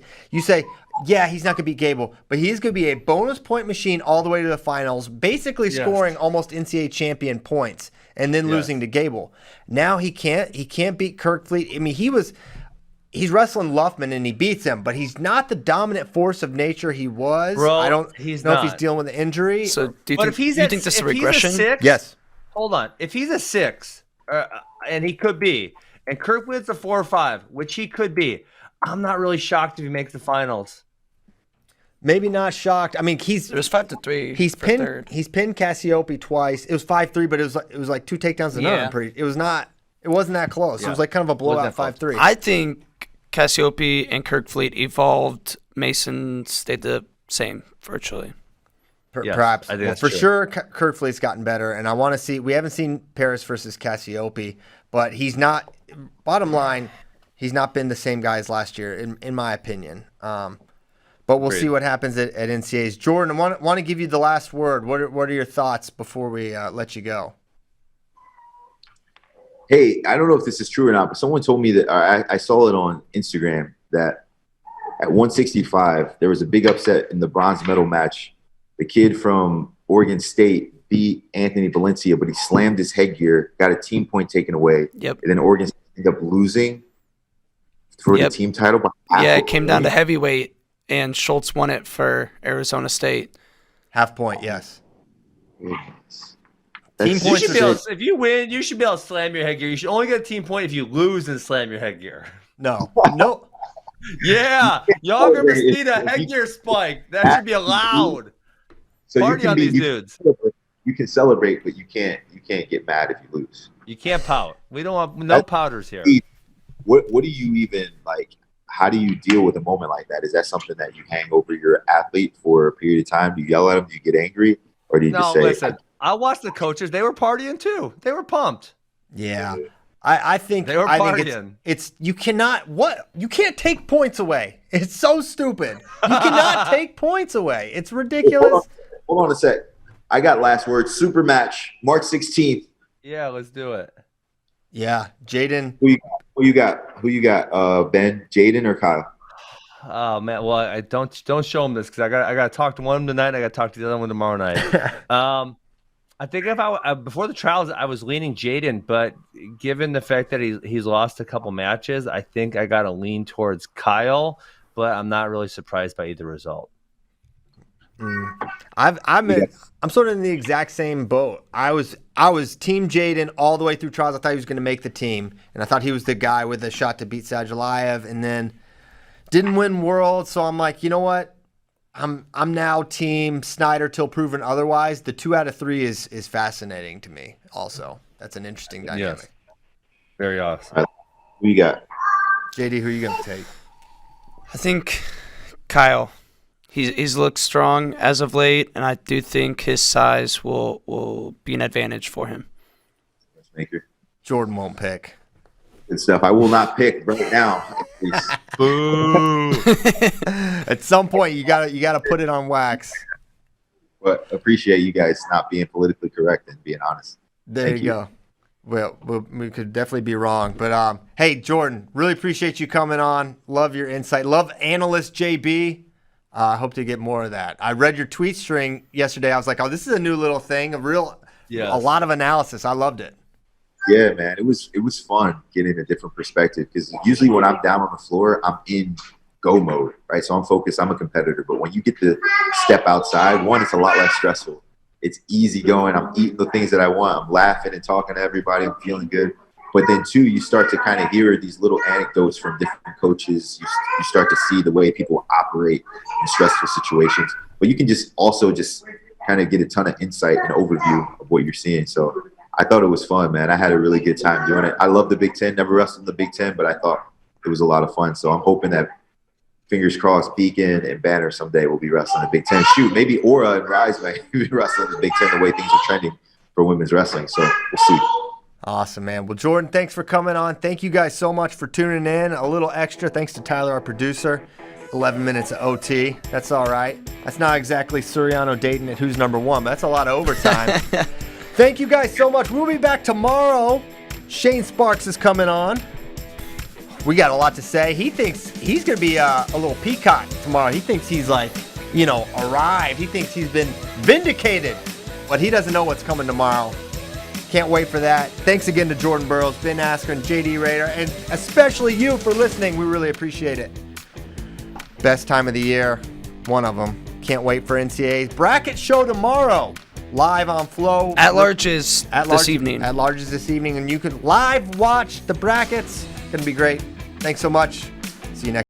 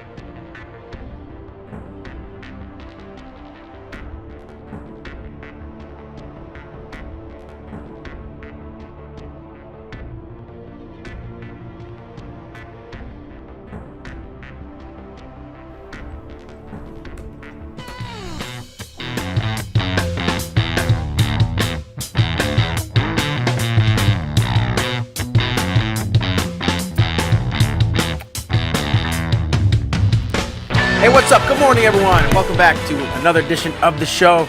We got Kyle Klingman in the house, kinda, in his house, I believe, up in Cedar Falls, Iowa. Kyle, how are you?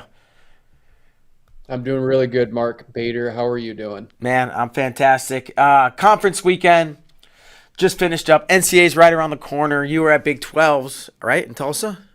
I was. What was your favorite part, most memorable? What stood out to you? The 15-13 match that Jarrett Dagan had to get to the third place match. He was down at the very end, got a takedown and near fall right at the end of the match and won 15-13. There's nothing like a shootout in wrestling. I love those matches. Yeah, awesome. That was memorable. And we got NCAAs around the corner, and that's why I want to bring on this next guy, maybe to talk a little bit about the upcoming NCAAs, but really to talk about NCAAs from the past. He's a wrestling historian. He's all kinds of stuff. He's Screwy Louie, and he's joining us from, where are you?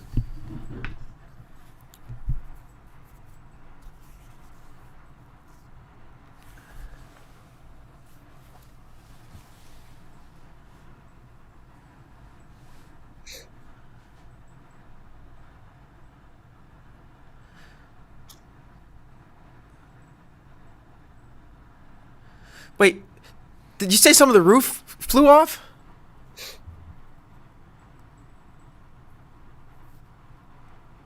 It looks nice.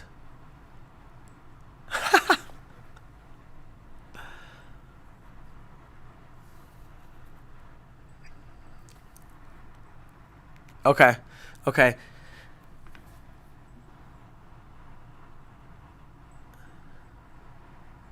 Yes, that'll be exciting. And you went to New Jersey State. You're a big New Jersey guy, right? You love New Jersey wrestling. You were at New Jersey State. Do you work it, ref or table work or?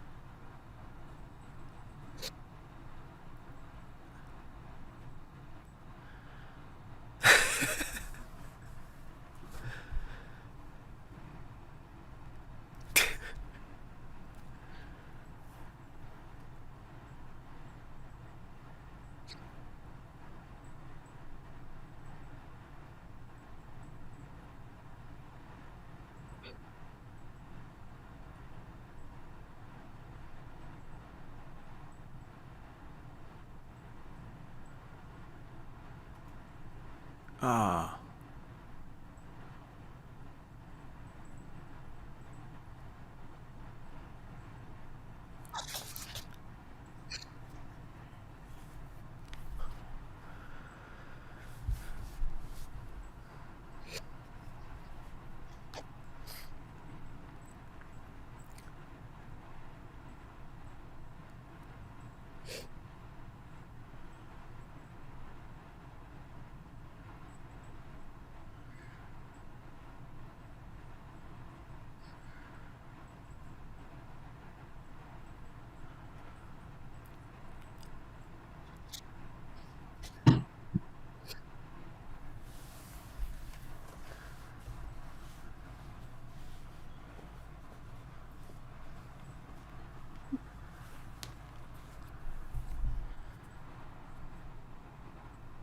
Yeah.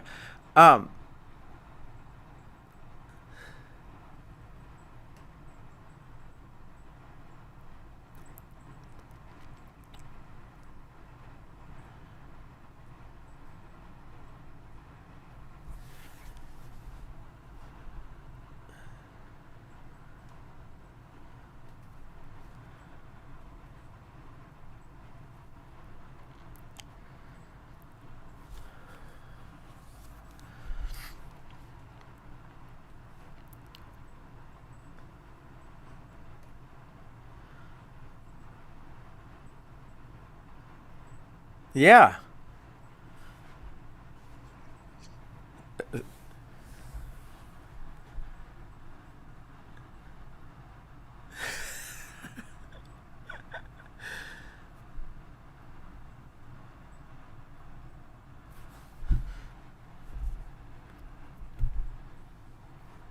Okay. Well, I'll talk to some people, see what we can do. Excuse me.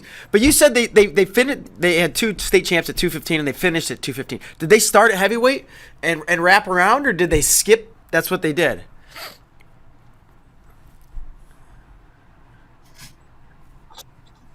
Yeah.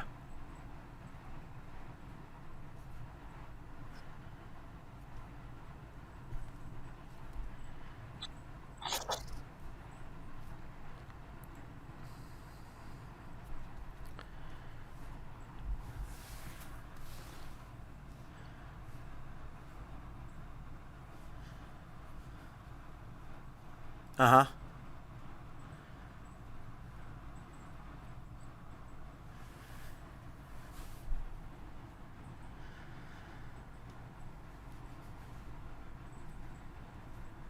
Okay.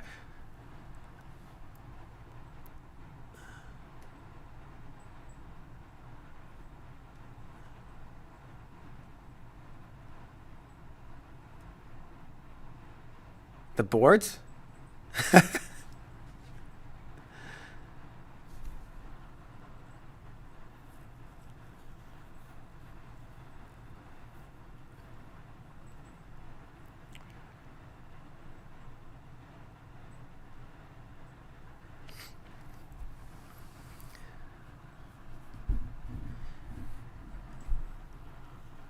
Sure. Hey, when Siriano was a senior in high school, did they put him last? You mentioned him as like the fourth. Did they do that?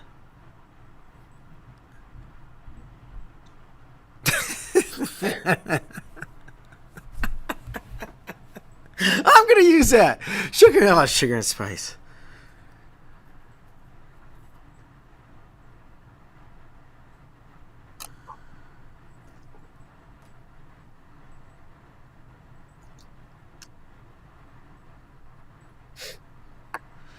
Well, if you do, we'll bring our next guest on to help refresh your memory. It's Gene Mills, Mean Gene Mills, fresh out of class. Gene, how you doing today? Doing great. How you guys doing? Man, we're great. Louis is catching us up on the New Jersey State Championships. Have you been in the New Jersey State Tournament? Yeah, not this year. I wasn't, but I've been there many. And actually, that's where I'm from, so that's where I competed. I would say then that you've probably been there. I threw my hat up there. So and don't worry. Yep, If he starts to lose it, that's come and gone already. He done lost it a long time ago. Yeah. So we have NCAA championships in a week and a half. Not even, right? Yeah, what is it, 9 days from now?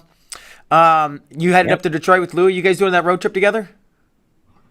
Yes, we are. Okay. What are the best and worst parts about road tripping with Louis? Well, the best part is he gets lost a lot, and we just let him go. And then, the worst part is having to listen to him all the time. No, just because he's never where he's supposed to be when he's supposed to be. Like a little kid. Is that true, Louis? But we don't have a leash.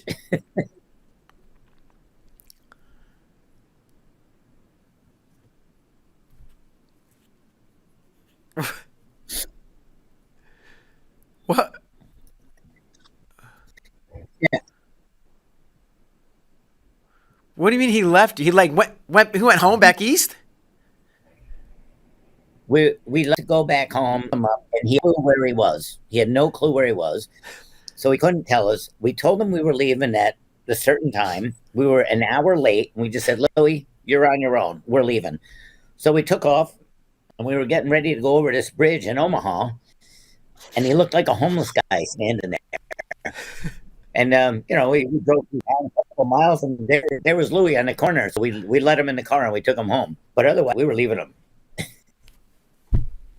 I don't even. We were definitely leaving. He How said did he was under a bridge watching homeless people jump in the river, and I was like, He found us home pretty quick, I guess. We're in Detroit. He's under a bridge. He just wanted to feel at home.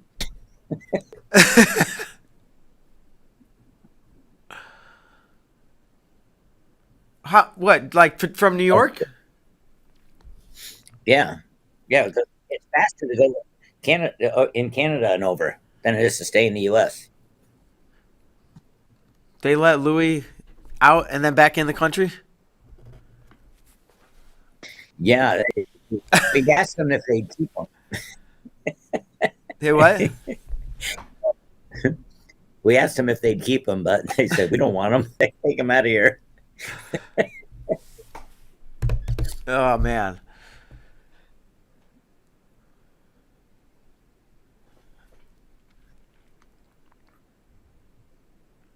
Yep. Okay, NCAAs are coming up, right? Looking back, Gene, I'll ask you first. Like, you've been to NCAAs, I think Louis said since 1975. Are there any years or moments that stand? Go ahead, Gene. Louis.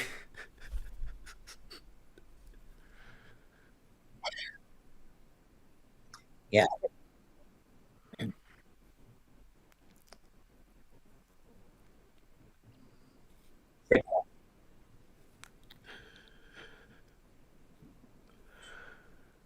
I didn't go. I didn't really know much about college wrestling.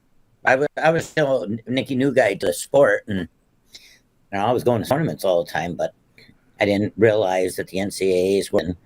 That's how much I knew and how much I followed it at the time. Well, when did you realize what a big deal it was? Was it not till you were competing in it, Gene? Yeah, pretty much my senior year.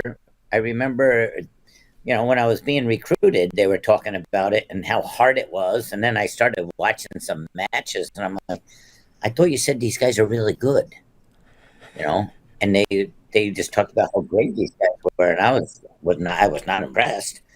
So I was like, I'm better than they are. They may be bigger, but they're not better. And then, in 1977, I got to go, and I had a bad situation. I told the ref he sucked, and he slapped the mat. Wait, and what? Say that again? Yeah, I told the ref he sucked. It was unbelievably bad. I hit a sucker drag, and next thing I know, the score's 4-2. Then we go to balance. He blows the whistle. I start walking back to the middle. The guy tackles me from behind. They give him 2. And I'm like, what the heck's going on? They should shut up and keep wrestling. So I reverse him. And second period, I took bottom, and he tried to pick my leg up and turk me. I was on my side, and I looked right at the ref and told him he sucked because I was so pissed. It was like he was trying to screw me. And so he did. And then I got to wrestle on the third. So I was just mad because I won it. Yeah. But Man. No disrespect to him, but it was just, I was just a freshman nobody from a nobody school at the time. And then, when he was returning runner-up, it was just, I don't know. But you don't just give points away for no reason. I just thought that was phenomenally biased, and I was just really mad. So I learned my lesson that day. Never to talk to a ref during a match. That was the last time. If my kids start talking to a ref, I stop the match, and I disqualify the kids because I don't want them to be in that same situation. Sure. And I did it this year. You disqualified a kid? Oh yeah, my own kid in the qualifiers, first round, number 2 seed. Yeah. He was getting a little upset at some of the calls. He actually called his opponent an F and B. I was like, what? Whoa. No, this match is over. Nope. No, you don't do that. Don't disrespect our sport, please. But that wasn't really disrespecting the sport. Well, I guess I disrespected the ref for his really bad calls, but that's how Klingman usually talks to me. No respect. Why is that, Kyle? I have my reasons. I have my reasons. Louis, do you ever have, you said you ref every day. How often do you have kids talk to you? Kids that are wrestling. Talk to you, talk back, or just talk. Yeah.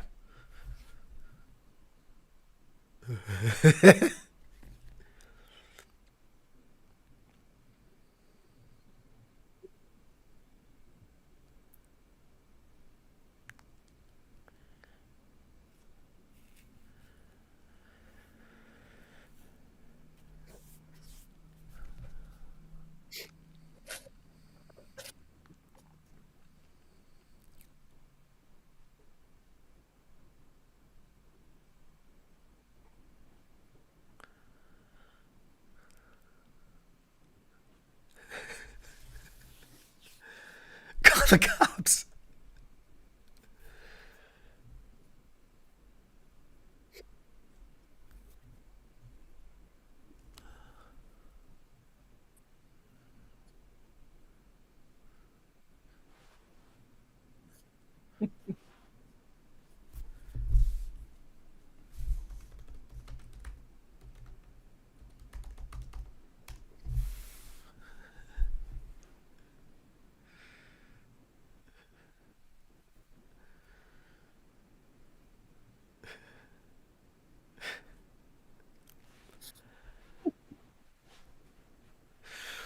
What is the worst yelling at you've experienced, or was that the one? Was that the one you just talked about?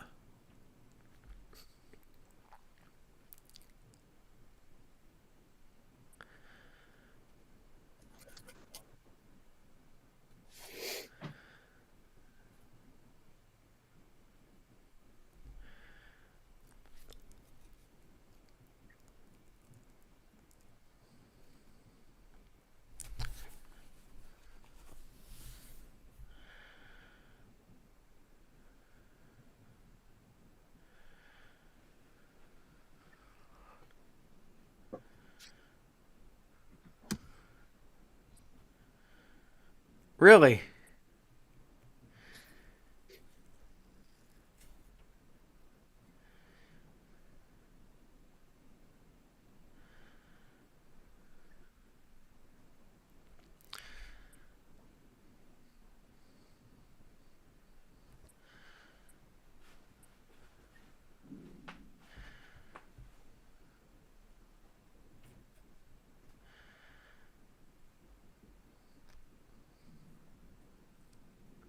Okay. Okay. I want to go back to NCAA's. All right, and go ahead, Gene. Did we lose I was Gene? going to ask you if you know, that you, as loud as I did when we were going to the airport, you right after 9/11, and he had no freaking ID. Right after 9/11, when it was all dirty, he had no ID. I'm like, well, what do you have? He goes, well, I have my blood pressure medicine bottle and a 5th-grade report card. I'm like, what? No, Lou, do you have your license? He's like, no, I left it in Florida. I'm like, would you have a passport? And he's like, no, my brother threw it away. And I'm like, what the hell? How are you going to get out here? So I yelled at her. So my wife was bringing us to the airport, and we were literally 2 minutes from the airport, and he tells me he doesn't have any ID. So I had to interrogate him for 45 minutes before they let him on the plane. Yep. It is always.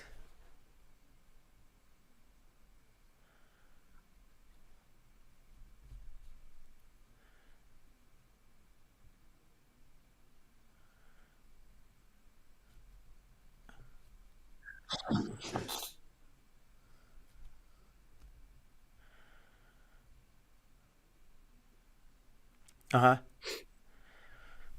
Really?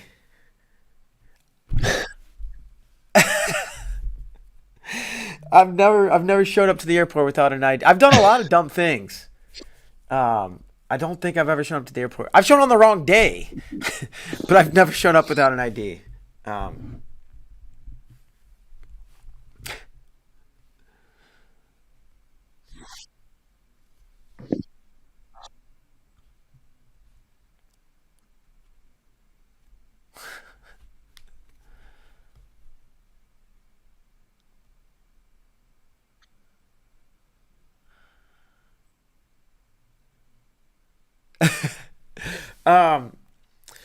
Okay, go now. Let's talk Iowa for a minute, right? And you've been to NCAA since I think you said 80 or something like that. What are the biggest Iowa memories, teams or individuals or moments? Maybe give me one from the 90s.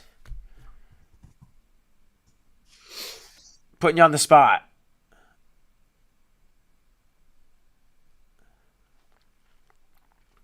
Jerry Abbas. That was all.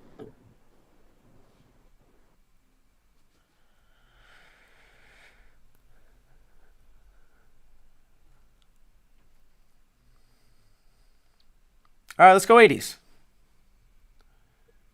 I think he was refreshing his connection. It was a little choppy. It was hard to hear him. So.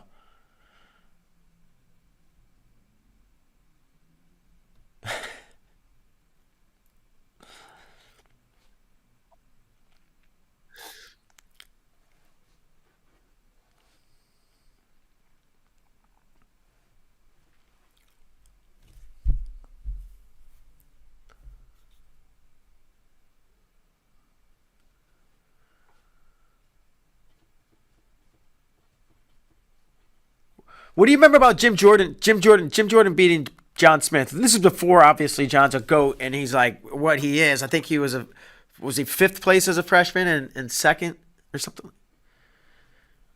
Okay.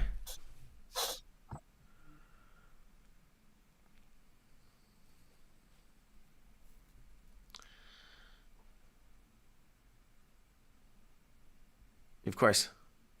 Is it William? Wayne? I like to think it's Wayne, but go ahead.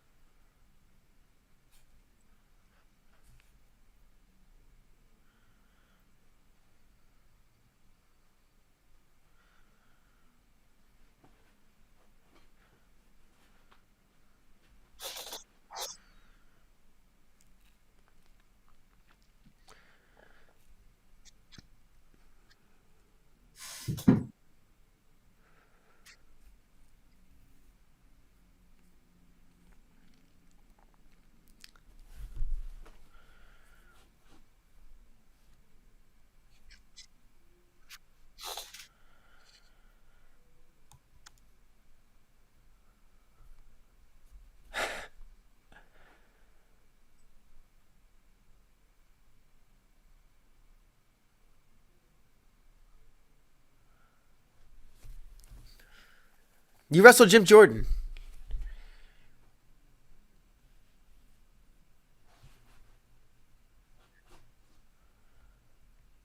Yeah, you should challenge him to a match.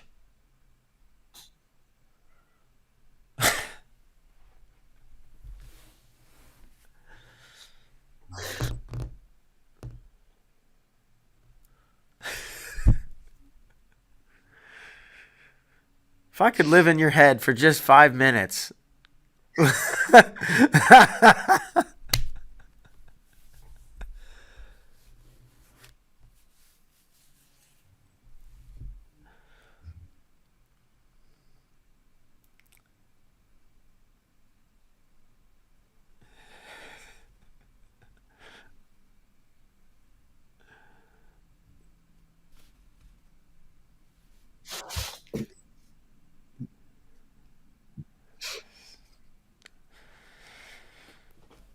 Yep.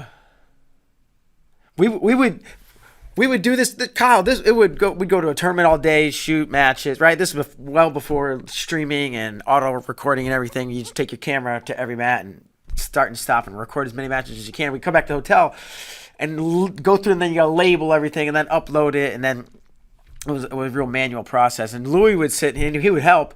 But it was just story time from start to finish, and the stories would meander kind of like they are today, left and right. And then he'd be like, "Oh, I'm gonna, hey Louis, just 6 of us in a hotel room or something, right? Oh, I don't want to sleep in the bed. I'm not gonna take your guy's spot." And then he would lay on the end of the bed, like across where the feet are.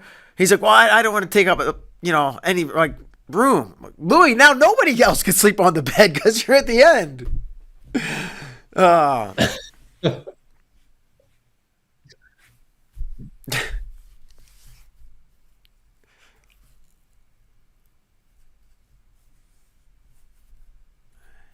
Yeah.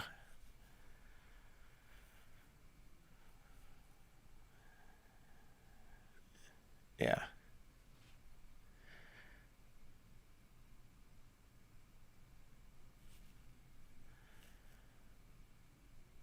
Is it the same place it was at? The Little Caesars? Did that used to be the Palace? No? Kyle saying no?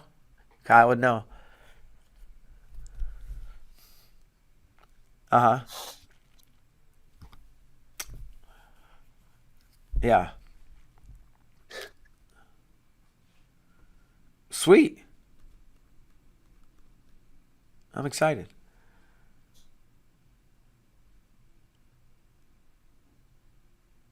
Kansas City. Yeah, it was in Kansas City in 03.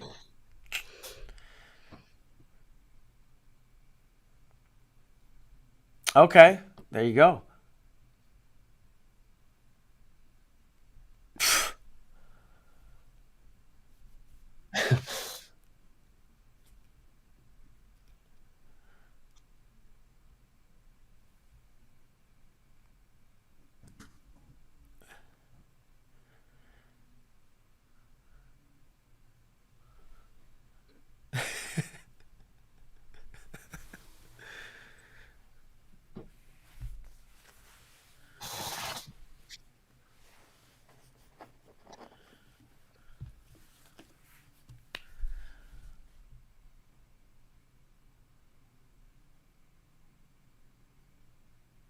Sneaks around.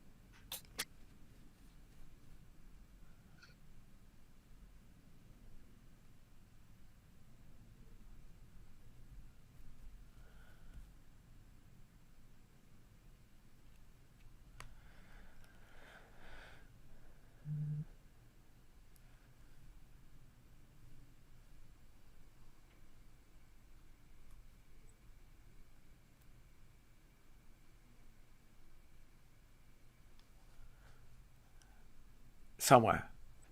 On the internet somewhere.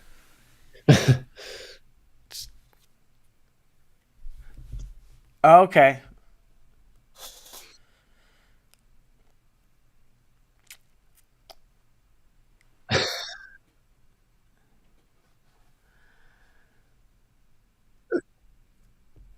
Very excited. Yeah. Yeah. Kyle, what are you laughing at? Kyle loves this. I mean, Louis is awesome. You know, I've got my Louis stories. I can remember the moment I met him like it was a scene out of a movie, man. Tell me. No, it was at 1996 NCAA Championships, right in the front row. You were so nervous in Minneapolis, and I looked at you. I kind of thought you were Dave Schultz, even though he had passed by that point. I was like, this dude is awesome, and I've never gone back. I've got stacks of pictures with you. I got pictures of some friends of ours were holding you over at Waterloo. I mean, I got tons of stuff with you, dude. So you're just a funny guy. Kyle, yeah, go ahead.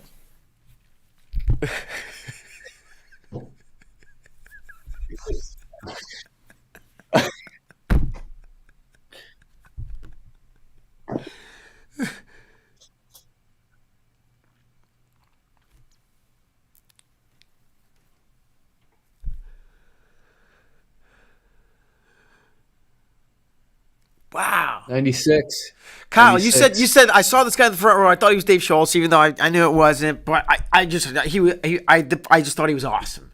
What made you describe what you saw in that front? What was going on? Why were you like, this dude's great? Because just to see somebody who looks like Dave Schultz, whatever. Yeah, because he was so into the match he was watching. I think it might have been Tom Tannis, maybe. I can't remember who it would have been. I don't know, but he was kind of shaking back and forth, and he was so nervous. I think he was in our seats maybe. And I was like, this dude is incredible. I mean, just the unbridled energy and enthusiasm for life. And I have so many memories going back on Lou Lazzari. He gave me I'm a fan of Damian Hahn shirt. I watched him at Young Arena wrestle at the Veterans Nationals. All kinds of stuff. This guy is he's an icon in every sense of the word.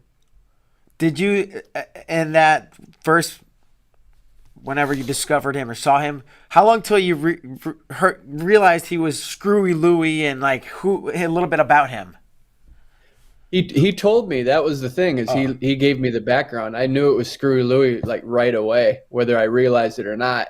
I mean, the nickname, because I think I maybe asked him for an autograph, and he gave it to me. I think he signed it Screwy Louie Lazzari. So I've got that autograph somewhere. I still have the pictures too. I need to post those as well to have a little Lou Lazzari composite life history with Kyle Klingman on my Facebook page at some point. That would be fun.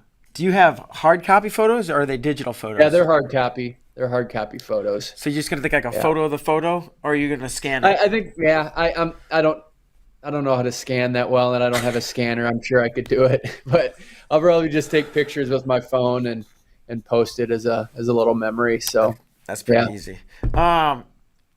I don't think he's frozen. I don't think he's standing still. I think Louis frozen. So, and Gene froze out on us. It's just been a frozen day. But man, what a guy, Screwy Louie. A little rambly, but I love it. And the stories will meander and crisscross. And you're like, what the hell is he talking about? Then and it'll kind of show up. But I'm not sure we're gonna get him back. Were you ready to make him sweat it out? I was, yeah. But I guess another day. Another day. That will have to happen. Yeah. I don't know if we're going to be able to get him back. Tyler, I think we're going to need to wrap this one.